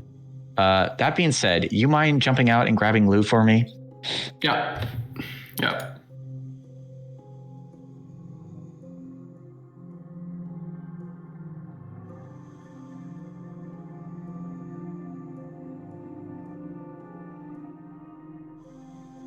Okay, Hello. I'm back. Hello? So after kind of watching, doing a little bit of sort of watch with Taurus, also while sort of staring at him and Cristalina back and forth every once in a bit, you once again get a chill across your body and that sort of sense of emptiness and death. And in that instance, you also get the feeling that you should probably step away from the rest of the group while this is happening. Hi. He's gonna just like excuse himself with the and if anyone questioned him, he was just like, I need to go piss. Yeah, you see that everyone else is asleep. Raykion is kind of close to the cruiser. Taurus isn't even looking in your direction. He's distracted with something else entirely. Then he just walks off. You make your way. You make yourself away from the party for a sec, quite a bit ways, so you don't have to worry about them like popping up and being like, "What the fuck's going on?" And in that instance, from the sort of shadows of night, you see what you're usually expecting to be Corvolio the butler, as he's the one that always shows up, you see the silhouette of a winged shadow, and the eye and glowing purple eyes.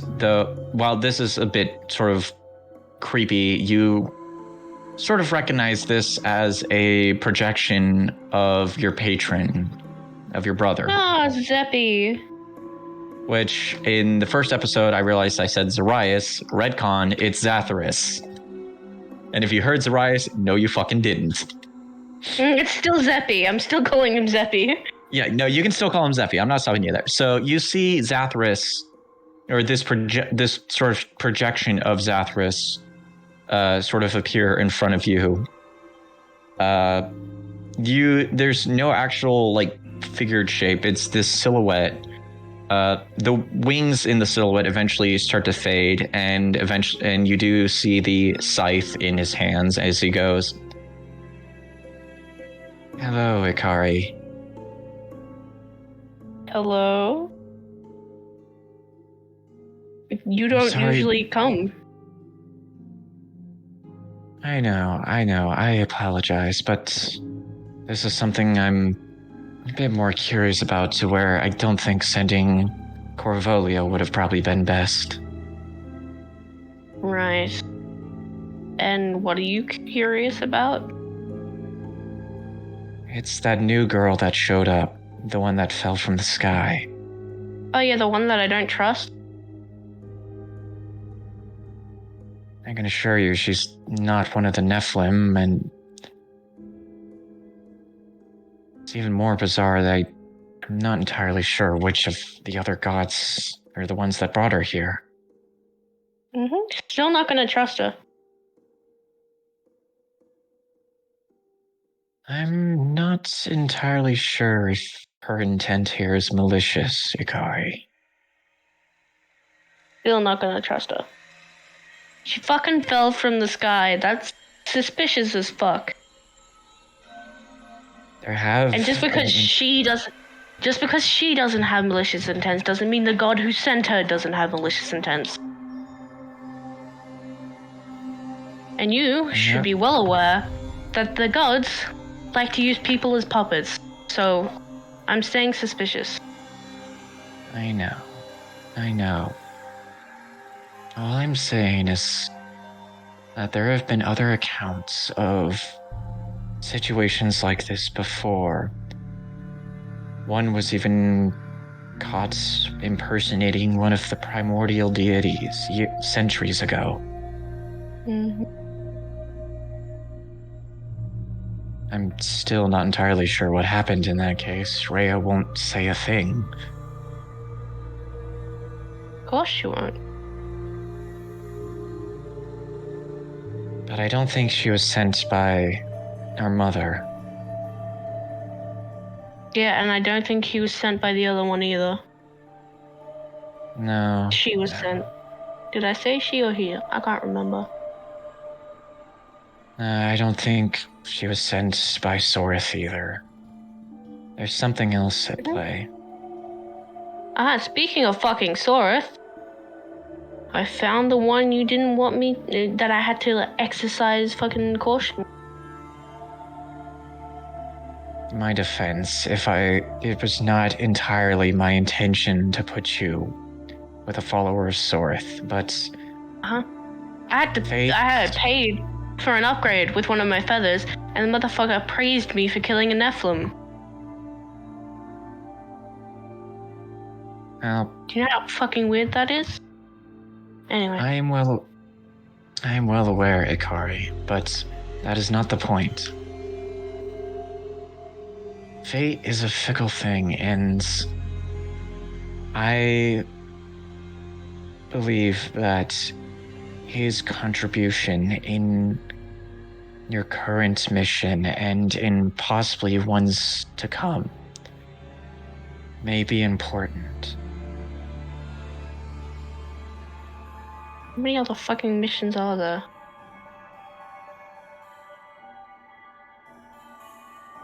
As many as it takes, brother. You of all people know this. Oh, do I? I am not trying to recreate the same situations that have befallen before, but Mm-hmm. to seek the end results that you desired when we first started this pact.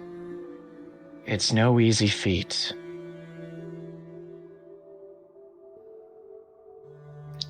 Yeah, well, is anything an easy feat anymore? Especially now that Mother hates me. Well, I'm assuming she does. I haven't heard a goddamn word from her since everything happened. Well, she has always been the egotistical sort. Oh, just a little egotistical, I'm guessing? No. Jesus. I didn't say that. She is a massive fucking narcissist. There's someone Anyway. else. There is someone else who is out looking for you, and I'm not talking about our mother's disciples. Dorith disciples? No. Then Our other brother, as a matter of fact. why is As he a side- looking for me? If I knew, I would tell you, but apparently, Trying to kill me? if anything, Caldres would probably be the one wanting to kill you, but Asmodeus, most likely not. So if he's not trying to kill me, is he trying to get me to come back? If you find him, you can ask him yourself. All I know is that he is once again in disguise, out of hell, and I unfortunately am unable to. Is he in a human form? He's in some form of a disguise, and I assure you that you haven't encountered him yet. Though Yes, he was but I'm close just to. saying, we were told that some god in disguise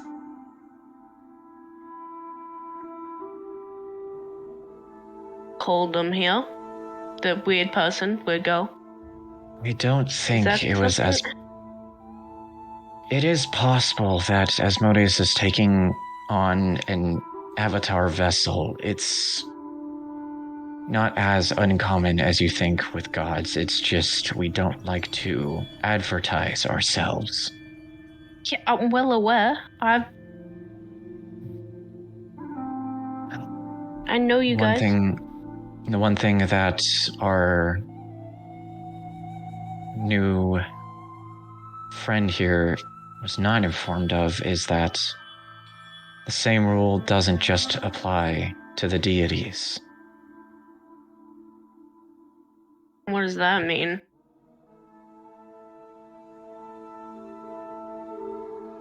Apparently, it's been known that some angels or demons sometimes take on a vessel of their own sometimes. Right, so it's most likely a demon because there's no way in hell a pretty little angel would want to cause chaos. The fact that she appeared from the sky doesn't make me think it's Asmodeus, Akari.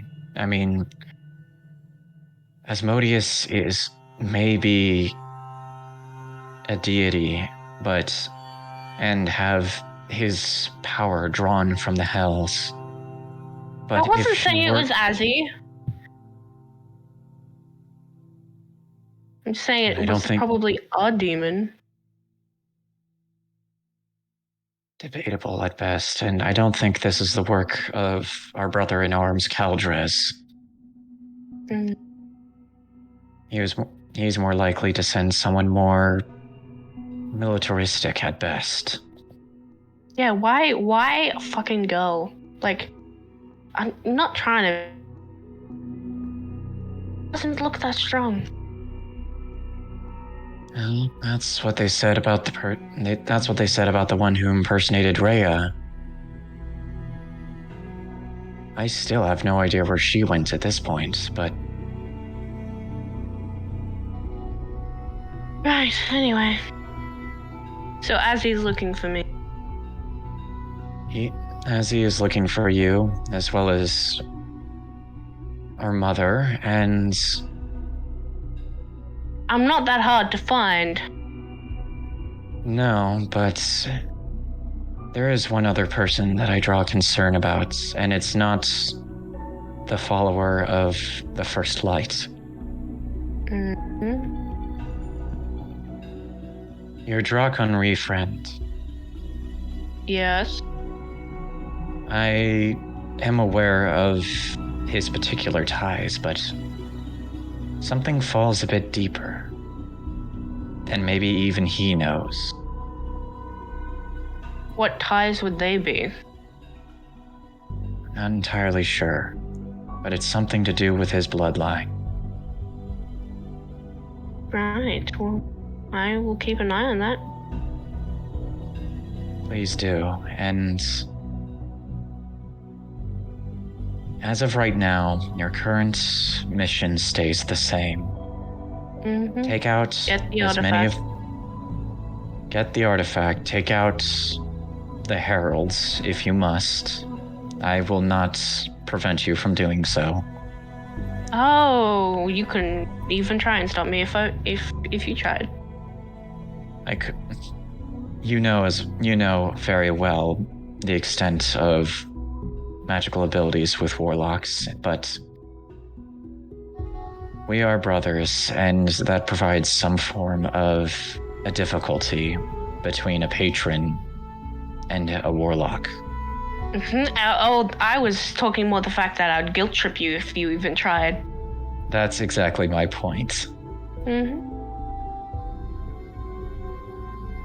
Remember the time we were in war and you accidentally shot me with a fucking arrow? Yeah. I don't think you'll ever let me down, but also... No, it fucking hurt. It wasn't entirely my fault, alright? But Oh, right, it was the bow's fault. I never said that. Mm-hmm. I'm glad to see you haven't changed one bit, Ikari.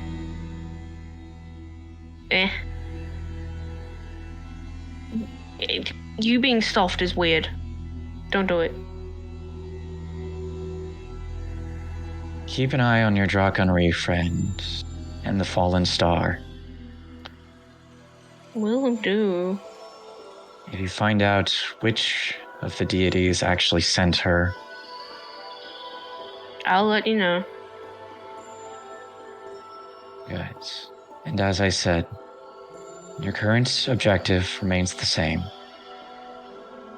Mm-hmm. I will. By the way, what exactly is the artifact I'm getting? As far as my Reapers have been able to gather, it is something to tie with possible practices of some of the old Empire's war clerics. Sounds fun. I'll get it. Something that old and something related to an empire not really known for its magic is powerful. It is something that even removing the flow of the arcane wellspring could even dampen it from, possibly. Well, shit, I'll get it then. In my defense, then I'll get it. In my defense, I'm not like our cousin Azir, who just likes to flaunt his knowledge of arcane practitioners. Oh, trust me, I hate that fucking bitch. I'm so smart, motherfucker. I could crush your head with sticks. That being said, And I'm basically fucking mortal right now. You're not basically mortal, you are mortal right now. You may have an extended lifespan, but... For now.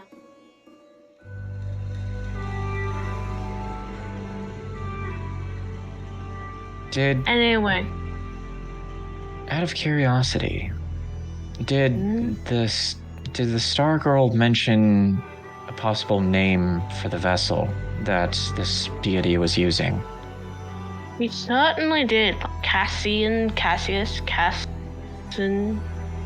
I was listening. At the very least, I'll see if I can contact some of the other deities if they know who uses a vessel with such a name. Okay. Honestly, my first guess is Odiko. That Faye always has a trick up his sleeve. Kinda sounds like him. Either way. Anyway. Return to your camp for now. Get as much information from the Fallen Star as possible in her origins. And as usual, when it comes to the Paladin of the First Light, show some restraint and don't try and kill him.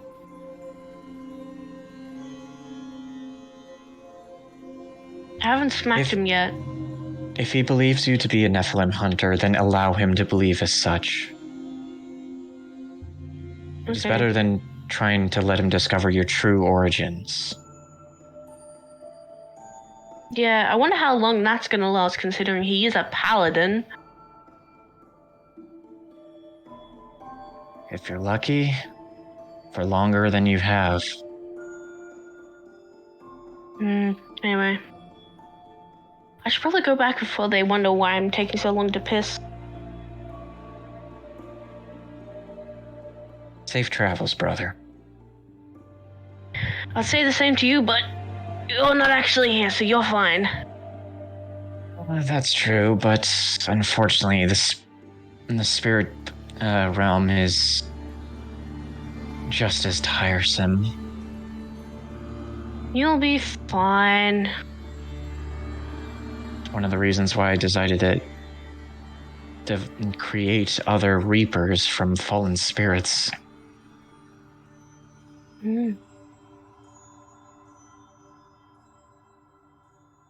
Fair enough. Anyway, shoo. Until next time. And you see the silhouette, the eyes from the silhouette die out and allow it to be fallen entirely into shadow, and the silhouette disappears. Nice. Well, Icarus is just gonna go back to camp and pretend nothing happened. All right. I am going to ping the others.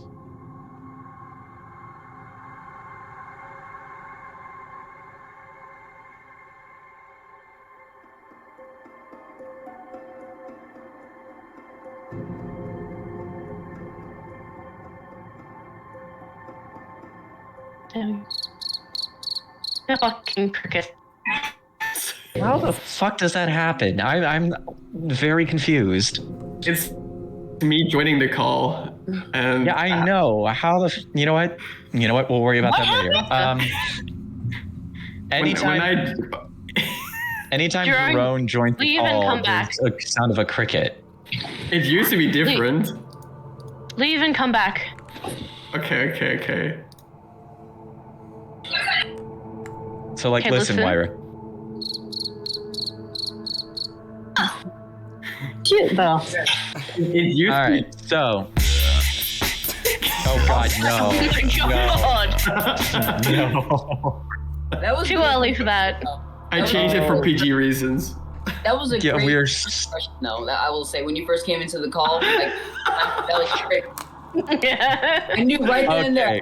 Yeah. So, Now that everyone is back, Taurus, after realizing Icarus had left, you wait for a good 15, 20 minutes. You see Icarus return.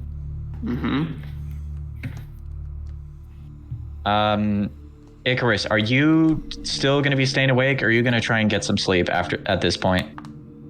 He will try. Might not be successful. Okay. With that said, everyone does get a long rest. Hey, our first long rest. So Can you do that again? So yeah, for Taurus, on the top of your I have character sheet, 18 of 21 hit points. What happened to me? I don't know. Nothing that I did intentionally. Taurus, right below on your character sheet, right below your I see the rest. I see the rest. Yeah. You see the rest. bed. Just hit long rest. Yeah, just hit the bed. I'll do it for Minecraft style. Bigby.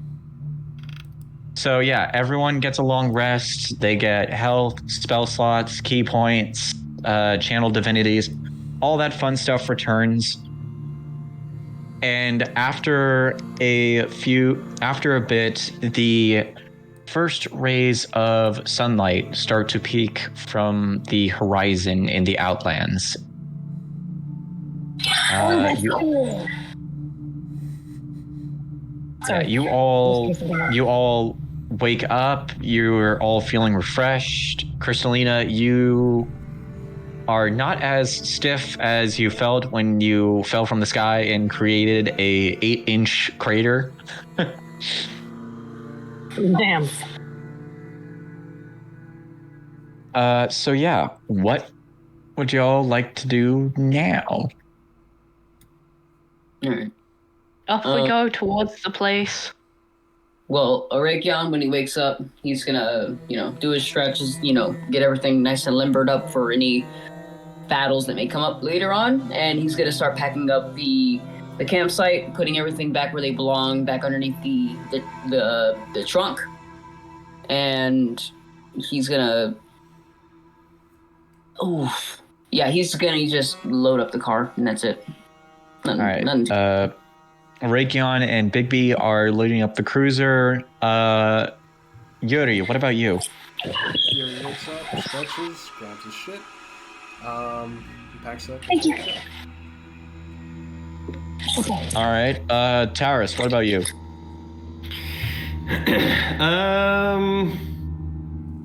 I walk up to Icarus and hand him a note. All right. Can I? Yeah, no, you can hand him a note. You can either say what it says on the note, or if you'd like, you can DM it to Lou personally. I'm gonna allow either one to happen. Yes, I'm doing the second. They're in cahoots.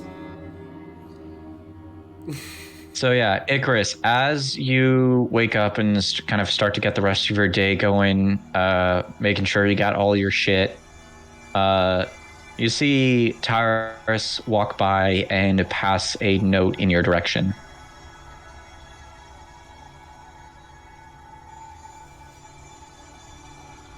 Passes note very secretively with cool hand gestures. So are you? So Taurus, as you're doing this, are you trying to make it so none of the others see what you're doing, or do you just not really care? Okay, so as you're doing that, give me a sleight of hand check. Okay. Oh. Be stealthy. No, I got this. Sleight of hand. I got that. 100%. I believe in it. You can do it. I got that. Oh shit. So Cristalina, Yuri, and Arakion, I want you guys to give me a perception check. We'll just do that. I ate shit on that. Okay, who's supposed to do this check? Oh. Angel, Carlo, and you, Wyra. I rolled And me. Okay, that's what I wanted to know. And you, yes.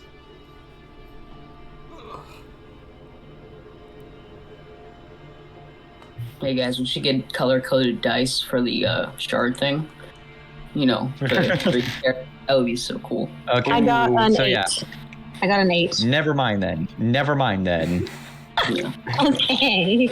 No one saw shit. Let's focus on packing up Nobody the car. saw. No. Yeah. Raikion's busy packing up the car. Yuri, I don't know what the fuck you're doing. You're just looking at the sky and just like, oh, birds.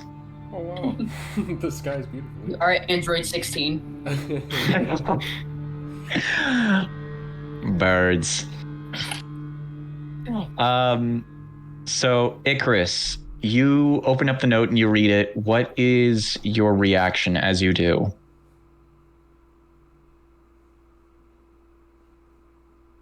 Looks at Icarus.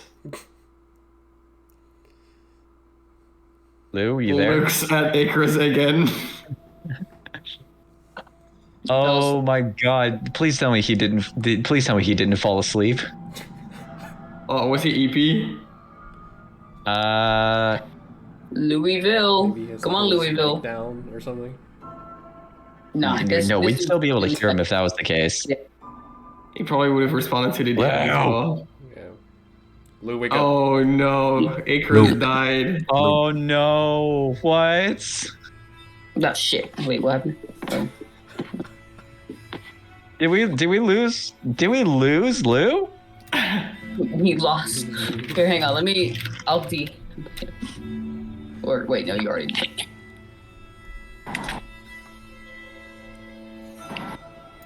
What the fuck? Couldn't be a swinging swordsman session without someone dying. Well, here, while we're waiting for Lou to come back, he's gonna go to, where Matthias is. Who is at this point still going through notes and tomes. Yeah, he's gonna say, hey.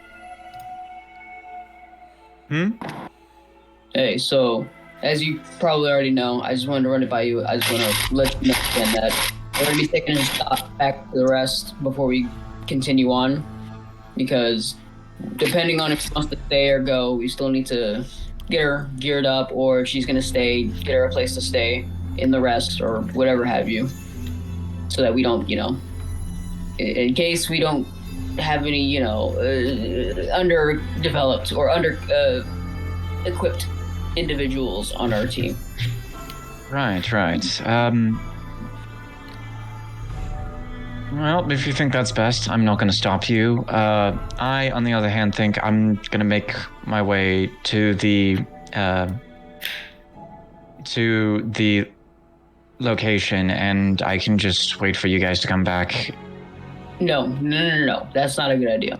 You hired us to guide you there, so you must come along with us as well. You never know. Bandits, you saw what happened. You saw what happened last night. It'll be a safe option if you come along with us. Make a persuasion check. 16? Why do you have a -1 to charisma? Hey, he gets no bitches. Yeah, I guess so. All right. You see, Matthias just kind of sighs, closes his stuff, and is like, all right, if that's what you think is best. You know that's best too. Come on, don't be dumb. Don't be stupid. I mean, yes, but it's just, I am starting to get a little worried about my teacher, Rathenfell. That's understandable, but we won't be long. We'll take as quick as we can, because I understand the urgency of it.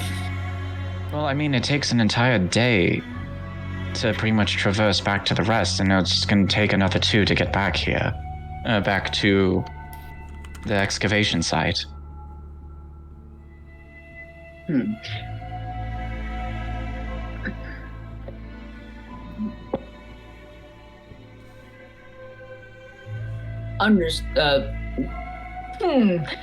don't know what to say. I don't know what to say to that.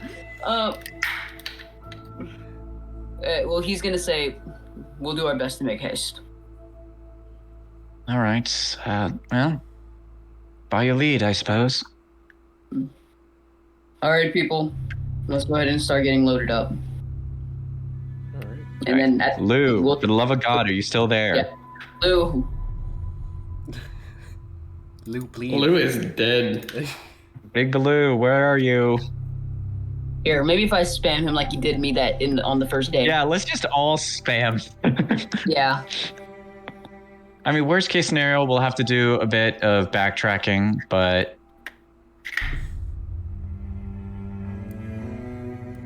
so yeah, you all start to gather your stuff. I guess we'll take care of the thing with the Icarus and the notes another time when he gets back. Mm-hmm. Or whenever he wakes up, whichever happens first. So you all eventually make your way to packing everything up in the cruiser. You all get in and you realize that now that you got one extra person, it's definitely a little more cramped. Ooh. Slowly starts resting my head on Yuri again.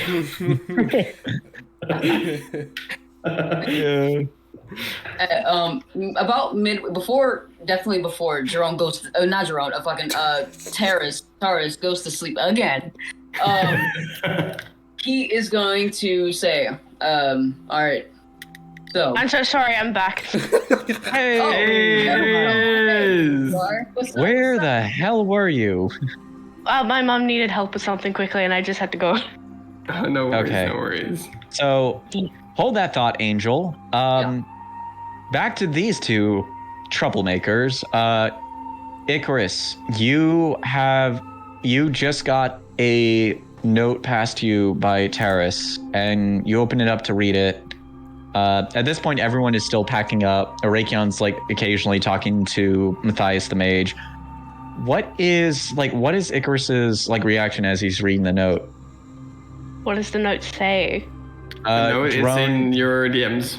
Yeah, Jerome DM'd me the note. Quotation marks.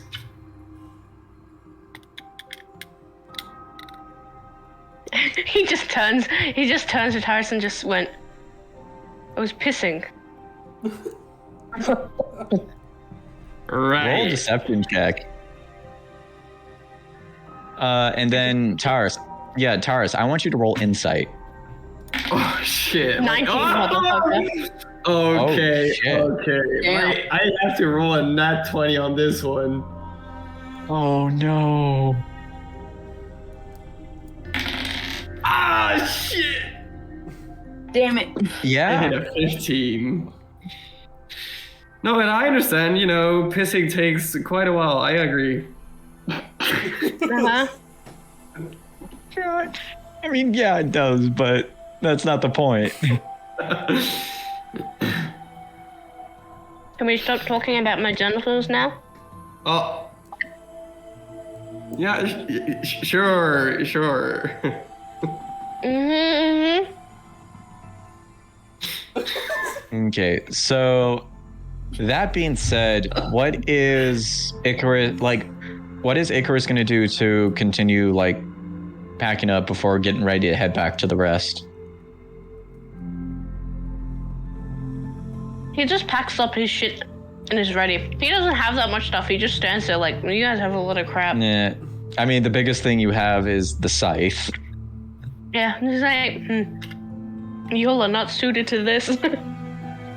Yeah. So that being said, you all start to make your way back into the cruiser. Rakion, what were you originally going to be saying before Luke came back? Yeah, it's a good thing that he did come back, because then he means he can hear this too. Yeah. So he's gonna say, all right. So as you all know from last night, there are some people after me. So I figured that I would tell you guys why that is, to avoid any extra mix-ups or anything, so that we can all get this mission done safely and we can avoid anything bad.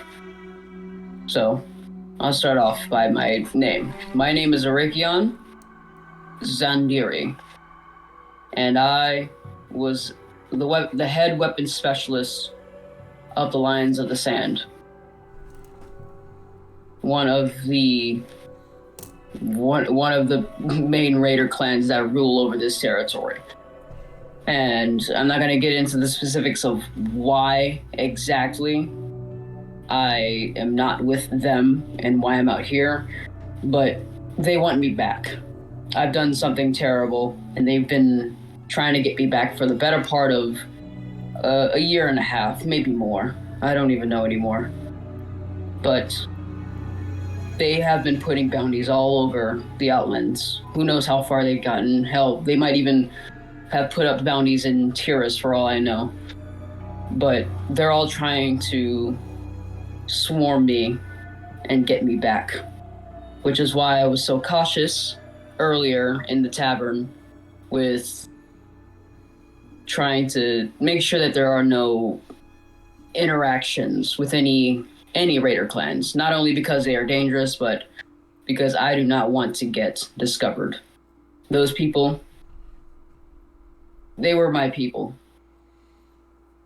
But after what they've done and what they did and what they've become,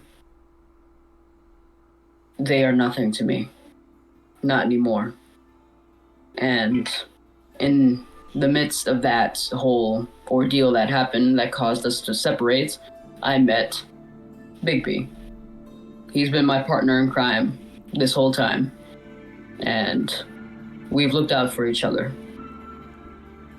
We've looked out for each other. He's covered my back, and I've covered his.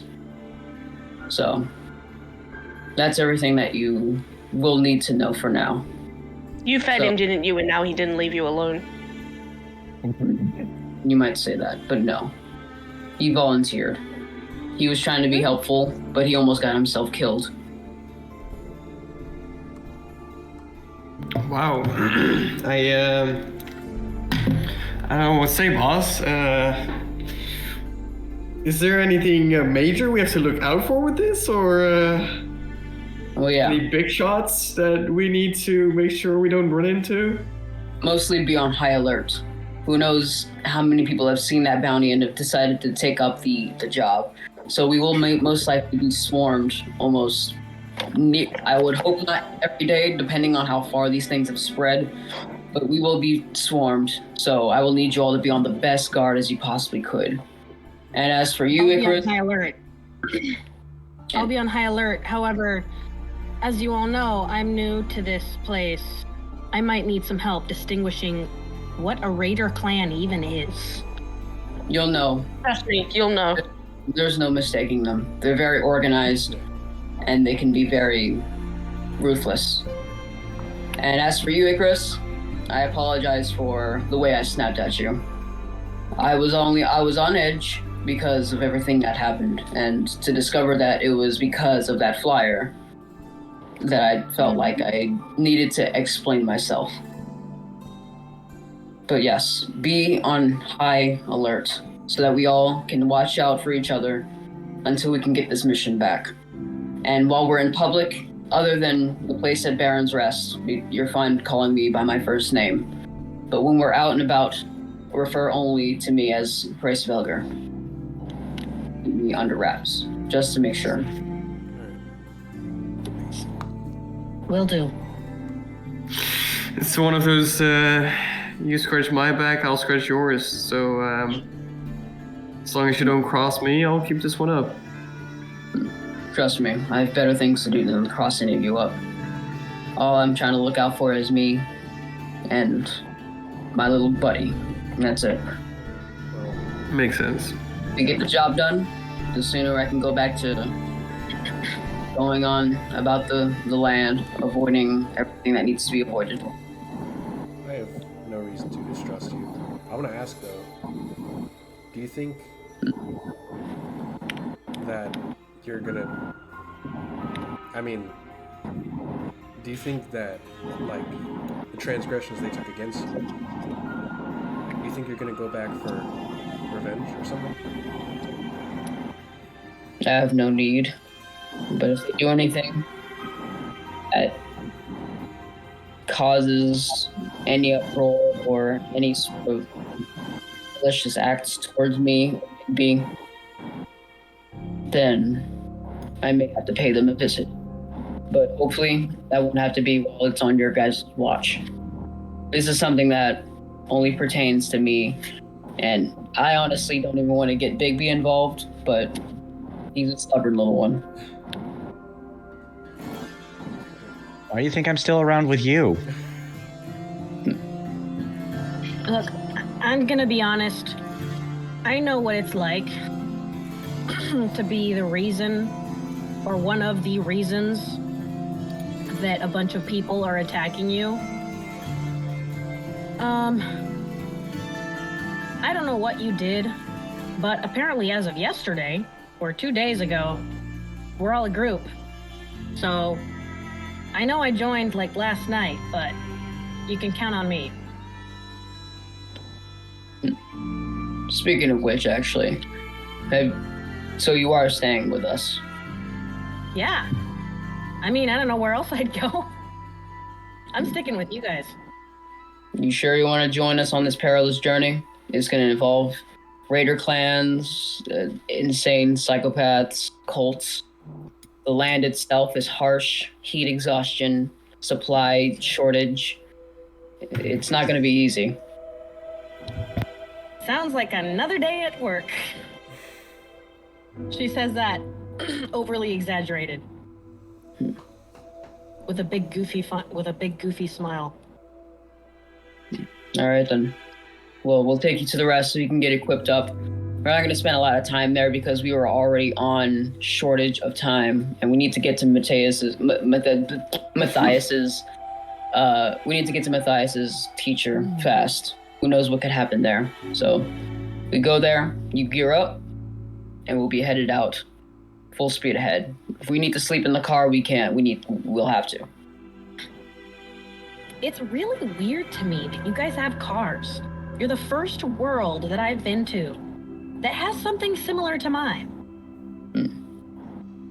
Interesting. Our car is like a special thing in your world, or? They're just a mode of transportation, which is what I'm assuming yours is. Well, considering we're all piled into one. Or for battle. Or for battle, yes. And then he actually, when you say that, and after he like repeats you, he pushes a little button, and you can see from out of the sides, I'll pop some like minigun looking things, not as big as an actual minigun, but they're. Yeah, no, not the car. No. They stick out from the sides of the car, like aiming forward, and even like. Hey, yeah, ours don't do that. Extra protection.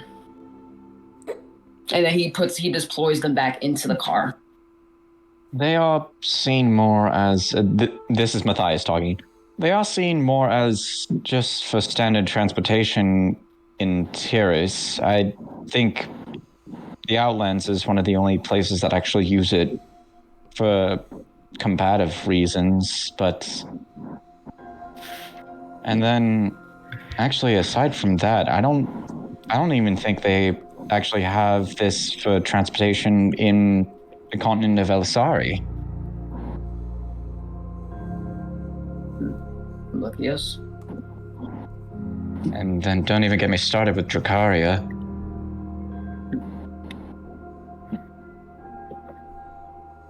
But he turns back to look at the. Well, I mean, it's not like he wasn't looking at the road, but like he's going back to focus on it now. Mm-hmm. So you guys make your way back to Baron's Rest. At this point, like before, it takes almost most of the daytime to traverse across the Outlands to get back to. I might cut out. Was fun. See you guys next week. All right. Bye. Bye for whenever you cut out. So, you guys make your way back to Baron's Rest. At this point, it's early to mid or it's towards the nighttime, and you see that for the most part, it seems like the bazaar is more lit up within the rest than anywhere else. Yuri, you know this. Shops in the rest, I mean, they have their daytime hours where they sell stuff, and then they have their nighttime where they sell stuff that is probably even more dangerous. And it just kind of turns into a whole, for lack of better words, black market that they just don't always like to show off in the daytime. Arakion, you know this as well. You've been to the rest a few times enough to kind of seen this happen before. Drone, Icarus, Drone, you sure as shit have not seen this before, so you're like, yeah, Taurus hasn't seen this before, yeah. Yeah. Icarus, you might have, you might not, you have no idea, you don't really care. Yeah, he doesn't care. Yeah, no, you're still kind of looking between Drone. He's just annoyed that we're going backwards. Annoying, you're kind of backtracking, and then in the back of your head, you're thinking, well, at least I get to see Nugget. Yeah, I can go get Nugget. So you park the cruiser on the outskirts, and you're making way around. You see that everything is in a bustle. You see people are cheering, celebrating, shopping, getting into the occasional fistfights in the streets. It's party hour at this point, and nobody cares on what's happening. Okay. I do want to, before I, when I get out and everybody's out of the car and stuff, he's gonna look to Cristalina and he's gonna say, "Do you have coin?" I'm not actually sure. I search my pockets and I find, I can't look at my character sheet. Stand by.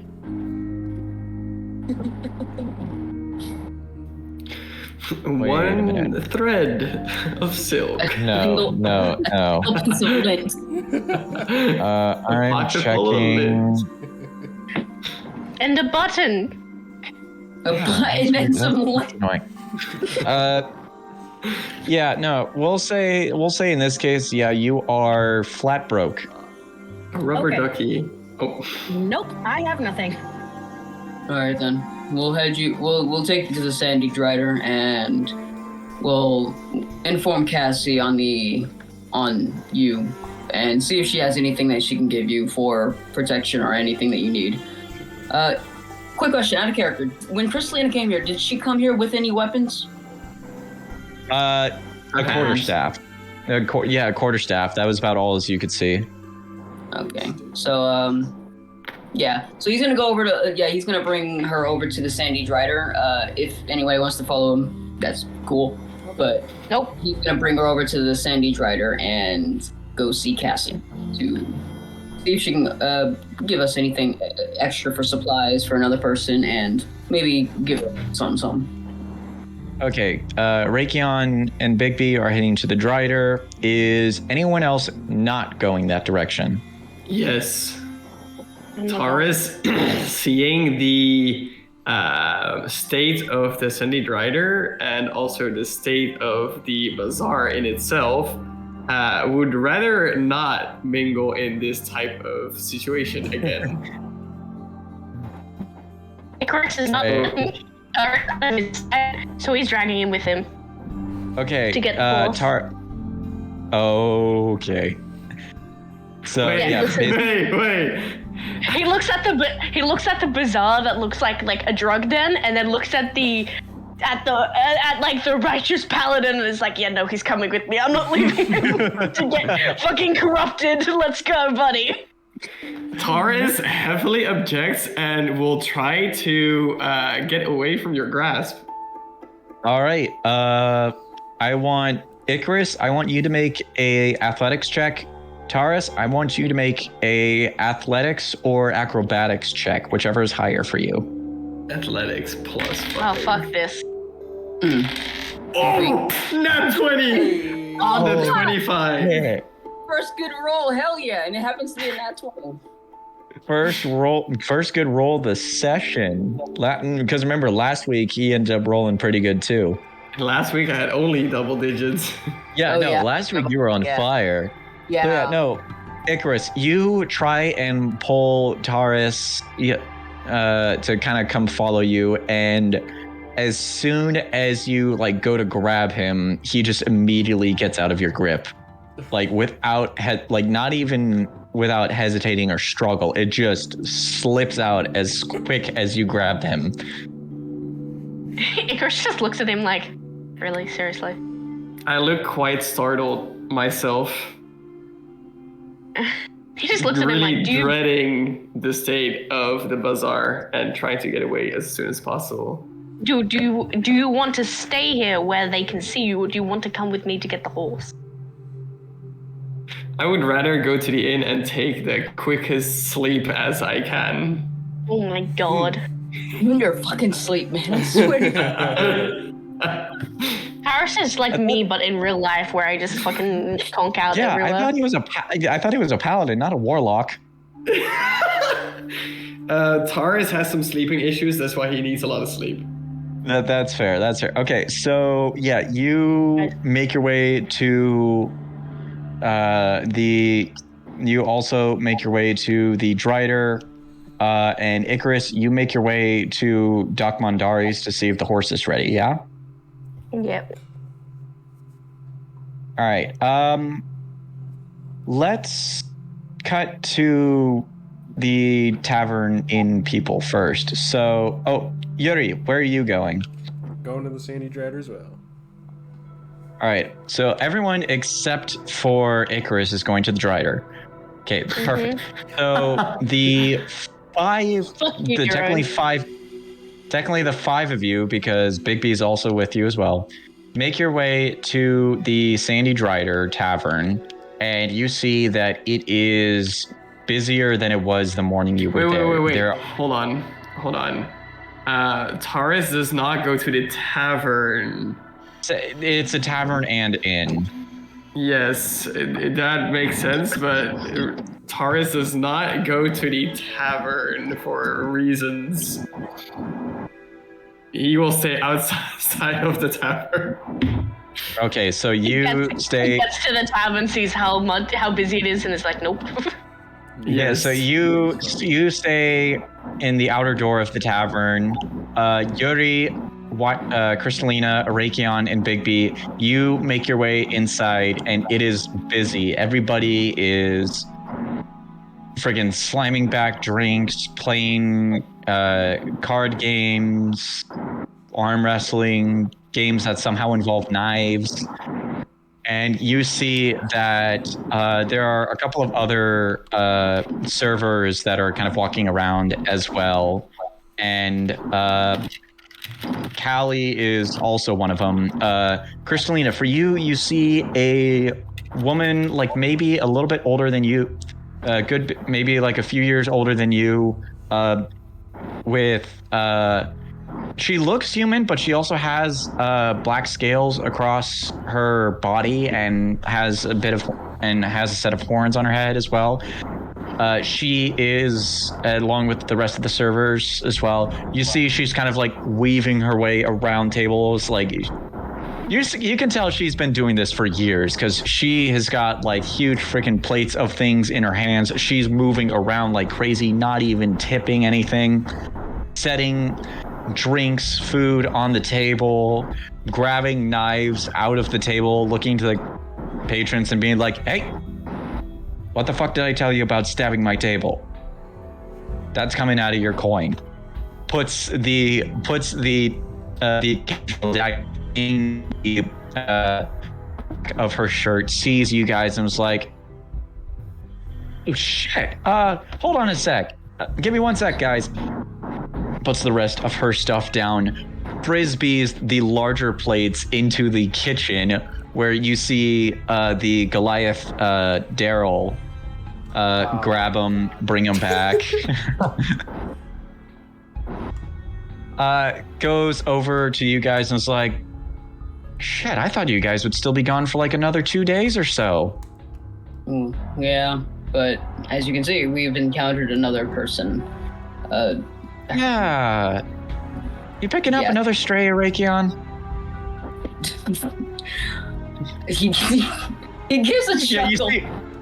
You see Bigby look at Callie's like, excuse me?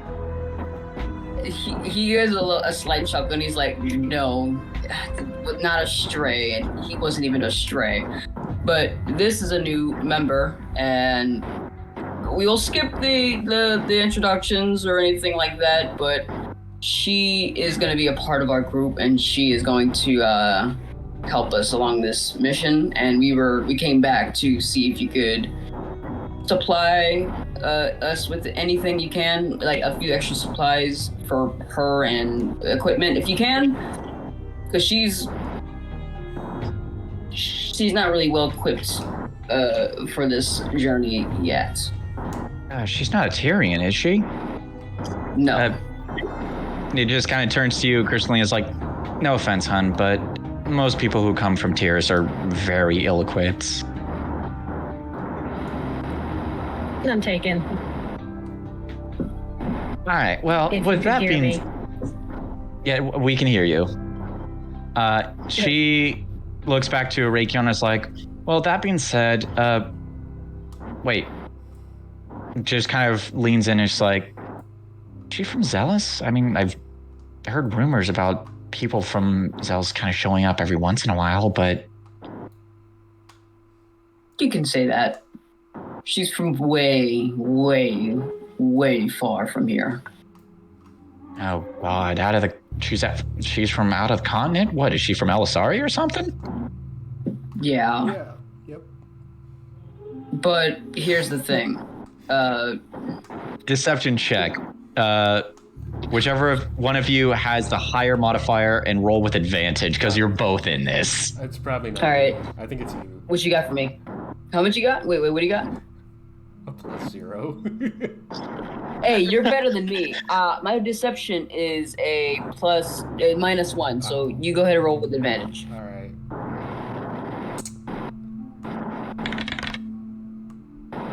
Okay, but... Oh, God. Okay, 14. Let me roll something here.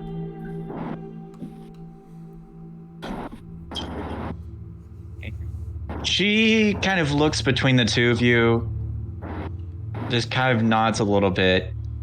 You guys can't tell whether or not she's actually accepted the lie, but she looks at you guys and is like, well, I can get you some extra supplies.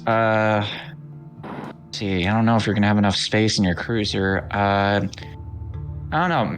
I guess the best I could do is maybe find something on a set of wheels, maybe attach it to the back of your cruiser, if you're okay with that, Arakion.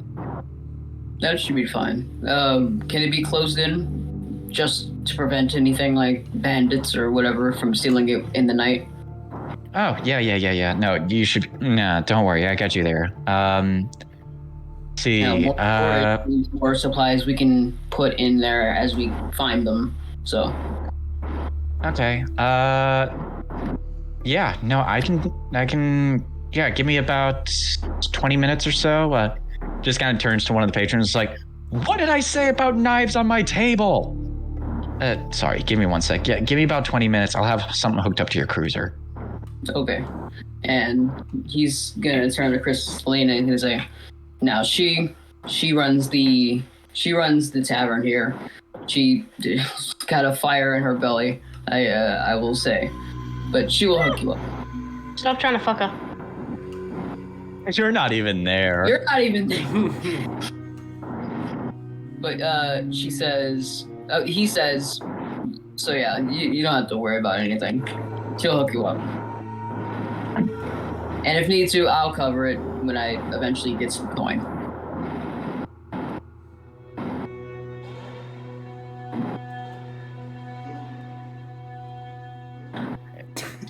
And then, yeah, Oh, crap. with that said, we are going to cut over to Icarus. You make your way to Doc Mondari's. You see most of the lights there are out. There are like maybe a couple of ones that are like a little bit dimmer that don't really illuminate the front and maybe the inside as well. And you step inside, and it's just as sort of poorly illuminated in here as it is sort of outside.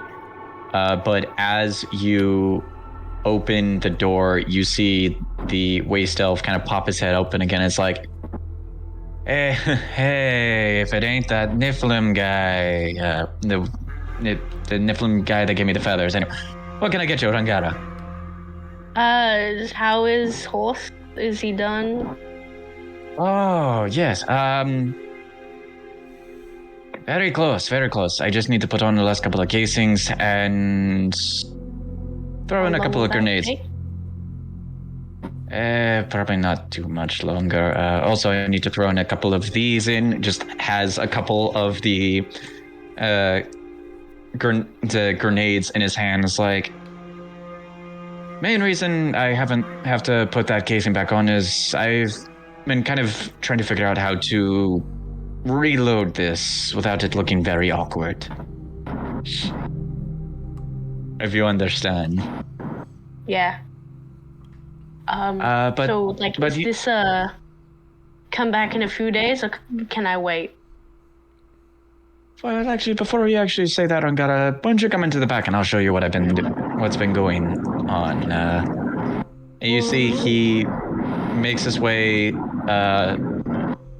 past the countertop to a door a little further back into the sort of left-hand side. You follow him. He hits a button on the side of the wall. Lights start to illuminate what looks to be some sort of workshop or garage.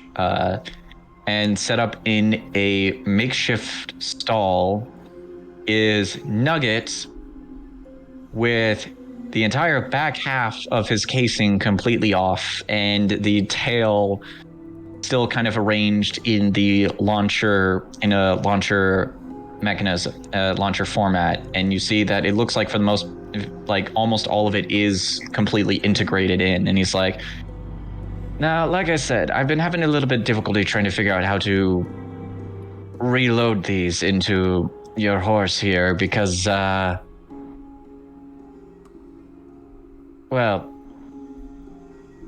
it just will look a little bit weird if you do it out in the streets. If you understand. Mm-hmm. But he is loaded right now with a couple of them right now. I think that's about as much as you're going to be able to fit. Stupidly enough, kind of leans in. Stupidly enough, it's actually one in each cheek, but you didn't hear that from me. Oh my god. Do you know much about Spelltech, Rangara? Not really. Okay, well, tell you what. You stay here for a bit. I get the casing back on your horse here. You pass me tools whenever I ask, and we should be able to get this taken care of in maybe an hour or so. Sounds good. Okay, so you stay there. You stay there. You occasionally pass a couple of tools while this guy is literally putting the metal ass back on your horse. My favorite. And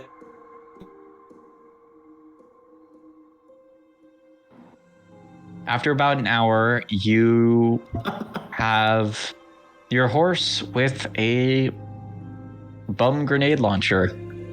Brilliant. And with that, Mondari just kind of looks and is like,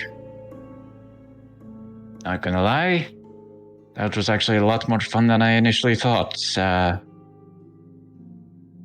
You're welcome, I guess. Well, like I said, this thing is almost ancient. I'm surprised it's even still running. That being said, I didn't get a chance to examine the entirety of its functions because, well, as much as I wanted to, it's bad for business. It takes longer. Last thing I need is you to come at me with that giant weapon, giant gardening tool of yours. Points to your scythe. Mm-hmm.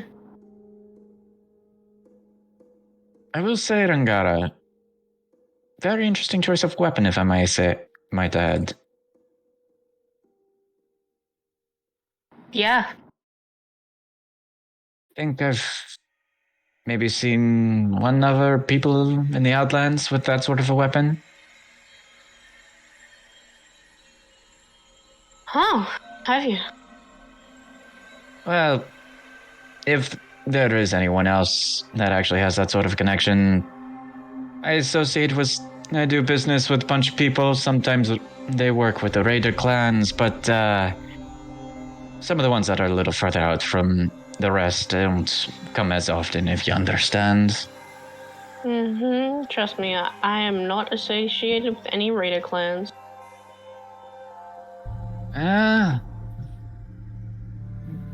It's either good for you or bad for you. I can never tell which, but I will say that this other person that I ran into, now she was definitely associated with the Raider clans. One of the ones up north, I can't remember which one, but I know she had a high position. I can't remember which.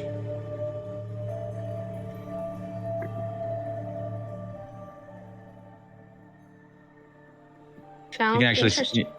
yeah. After that, he was like, well, any sort of way, I believe that concludes our business here, unless you want to get something else to add onto your horse. Nope, I gotta get going. Right, well, safe travels, and if you die, then I'll probably get your horse anyway. Oh, I don't think that will happen. Way the Outlands work, Rangara. Mm-hmm. Bye. And you make your way out of the shop. Which way are you going to be heading towards next? He's just going back to the cruiser because he wants to get going because he's still really pissed off that we've made backwards progress. All right. And with that, moving back towards the tavern, it's been as much as Callie said that it would take about maybe 20 minutes or so. It ends up maybe getting more close to 35, 40, but that's kind of how business is when you work in a tavern, trying to make sure that the tables don't end up in splinters. The cruiser eventually gets hooked up with a sort of small, like, two-wheeled trailer with a bunch of with a good bit of supplies. It is covered as Arakion asked for. It has a sort of metal shell covering it, with a bit of a tarp as well, wrapped around. Callie eventually finishes hooking it up to the cruiser, looks to the rest of you and is like, well, that should be it for you guys. If you do need to throw more things in here, it should be able to provide the space. I don't know. I got this from Mondari, I want to say 4 months ago? Yeah. Well, if it's from Mandari, I can always trust it. Thank you again. He is one of the best spell tech artificers in the Outlands, or at least in this side of the Outlands. But yes, thank you for everything. And if need be, I can cover it either by out of pocket when I eventually get some more coin, or I can do a bounty or two for free. You can keep the pay. I'll keep that in mind. Speaking of which, I do remember you grabbing one before you guys left. Do you remember which one that was, out of curiosity? Yes, I believe it was. Actually, here I have it right here.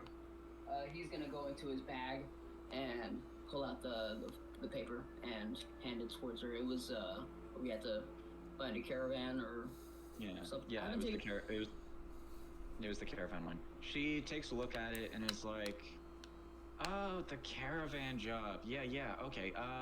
Good. I'll make a note of this. I'll also send notice to like some of the other runners for the bounty boards in this part of the Outlands, because the person didn't decide to stretch it out to the entire Outlands, just to the ones on the western side. So I'll be sure to put a word out that you're on contract for that, and I'll be sure to get a hold of the clients, let them know that you will probably be talking to them or trying to figure things out within the next few days. All right. Well, thank you again. And I think now that we've spent enough time here, we can actually get going. We lost a little bit of time, so we're going to be going full speed ahead as fast as possible. And yeah, we can get this mission done finally. All right. Safe travels. Don't die. And well, I guess if everything works out, I'll probably be seeing you later. All right. Oh, and I'll let you know if more people come about that certain problem, Arakion. Thank you. I've already taken to educating everyone else about it for safety reasons. Oh, so they know now too. Yeah, just about the bounties and a little bit of my background, but yeah. It'd be good in just in case if anything does pop off, they can be on alert as well. I will say that a couple of like I said, one of them did end up staying here, and the rest like maybe a little bit longer after you guys left, but eventually they made their way back to, I'm guessing, Kyleona. Yeah, I know who exactly as well. Yeah, well, if they make their way back, I'll let you know, but honestly, I haven't seen the lions out here in a good bit. On this point, I see more from Sisters of the Flame, sometimes Night Heralds. Wyvernacks show up here a lot more often than you'd think, considering they're from up north. Yeah. Well, I don't know. Maybe they could keep away from most of them. For all I know, they might actually end up having outposts somewhere out here, for all I know. But honestly, the militia, and honestly, tonight we actually have some members from the militia too, which is kind of weird. They usually don't like to branch out from their headquarters. Yeah, that is a little odd. Do you think they know about Do you think they know about the bounties? If they did, they probably wouldn't care too much. You know how they are. Yeah. Though, there was a rumor starting today about a bunch of people going out for a hunt in regards to that falling star last night. I don't know. Yeah, we did. Night Heralds are thinking it's another Aasimar falling, which hasn't happened in a long ass time. At that moment, Icarus rides up, hears that, and just like turns around. It's like, I don't know shit about that. Yeah, Icarus, you walk in. It's crowded, it's loud, but you sure as shit can hear the words Aasimar falling. He just stands there and backs out of the room. Yeah. We're not in the We're not in the tavern. We're outside at the cruiser. Okay, yeah. Wherever At this point, yeah. Okay, so yeah, I forgot that. So Retcon, you walk up as they're hitching up the cruiser with some sort of two-wheeled mini trailer, and you hear Callie talking to them, and you hear kind of the end of that about the Night Heralds thinking that the falling star was another Aasimar falling. He just says this like, oh shit, let's keep this. He just walks away. It's like, nope, I'm back on the horse. We're not interacting. Yeah, and as Callie continues, it's like, but yeah, no, as far as I know, stuff like that hasn't happened in a while, in a long time. I mean, I sure as shit can't remember one being happening within the last few decades of this era. Me neither, honestly. Yeah. But this falling star, it sounds interesting. I think I might. Well, depending on the amount of time that we have, we'll give it a look-see. You weren't in the area when that happened, were you? Someone was saying that it was somewhere in the sort of southern outskirts. No, we were on the opposite end of it. We did see it crash land, but we didn't see much of it. But rumors started to travel around as we were riding back, and so then I something filled my head. It was mostly regret that we didn't check it out before. So yeah. I mean, even if it was just a regular falling star, that still, that's more common than fallen Aasimar, but still, the fact that all the clans in the area are starting to go for a hunt for it. Honestly, I'd much prefer a fallen star rather than a fallen Aasimar. We definitely don't need that right now. Seriously. Depending... you know how it goes. Depending on what kind of Aasimar, it might align itself with the Heralds, or I remember there might be some that actually are part of the Marauders, but I don't know 100%. There've been rumors about it, but Marauders don't make their way out here. Most of the rumors about them usually come from some of the other clans, which at this point they would mistake a freaking elemental construct for an Aasimar at this point. Lord knows Wyvernax aren't always that smart. Yeah. This is like the first time you guys ever heard Aravion laugh. But yeah, he says, he taps on the side of it and he says, all right, well, I think we've spent enough time here. We need to get going. Thank you again. I'll let you know if any more rumors start coming up, but you be on your toes, all right? If the lions are coming, they're on the hunt for you again. Fucking Haldras knows what it might be. No, don't worry. I'm prepared for anything that might happen. And you keep those patrons, just continue to keep those patrons in line. I got some of... They can be a handful. I got some of the other girls taking care of it for now, but yeah, in worst case scenario, I'll just get Daryl to walk out, just kind of scare everyone. I don't know why. A lot of these people are weird about Goliaths. I don't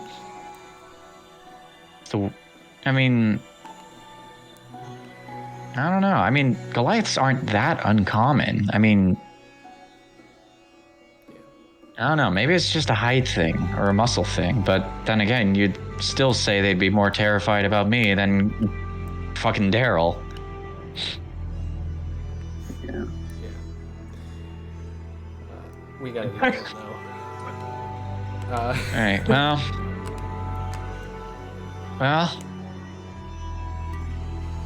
Good luck to you guys. Thanks, Callie. Best of luck to you as well. Thank you. And you see Callie makes her way back into the tavern. All right. Everyone all set? Yes, sir. I see that you got your horse back. Yep, got my horse. Now let's go, yeah. because Jesus Christ. Matthias? Yep, ready when you are. Though I'd say now that we have this Magitech horseback, it might loosen up some space in the cruiser for you guys. Oh yeah, now Finally. we have one last person in the car with us. But wait, continue. What were you about to say? Out of character. What were you about to say? Taurus. Oh no, that was in character. Oh, you said okay. Well, he's gonna say, "All right, we've already lost time, so full speed ahead. You need to fall asleep. We'll fall asleep on our vehicles, but we need to head there as fast as possible." And then he gets into the car, and he rides off. All right, Matthias gets on his personal horse. Icarus, you have Nugget. Yuri, Bigby, and Cristalina and Terrace, you all get in the cruiser. This time, Terrace, and Yuri, it's not as uncomfortable in the back because, unlike the rest of you, Cristalina is not swole. So, More room. yeah, so more One of room. the big men went out. Yeah, so it's a little more comfortable for you guys. Big B, once again, is riding shotgun. Icarus, you're on the back of Nugget. You guys make your way out. Rakion, before you actually start going, I want you to make one more perception check. Oh, Okay. keep us safe, driver. 18. So you give one last look around to see if anyone's actually keeping an eye on you from the lions. You don't see anyone that looks immediately recognizable, but as like sort of the last end of you looking around, you could have sworn you saw some figure in the shadows looking at you guys, but as soon as you turn back, that figure is gone. And as we're riding off and as we like drive away on the road, he's gonna say, "All right, so remember what I said, everyone. Be on your toes. You never know what's lurking around for me or for us."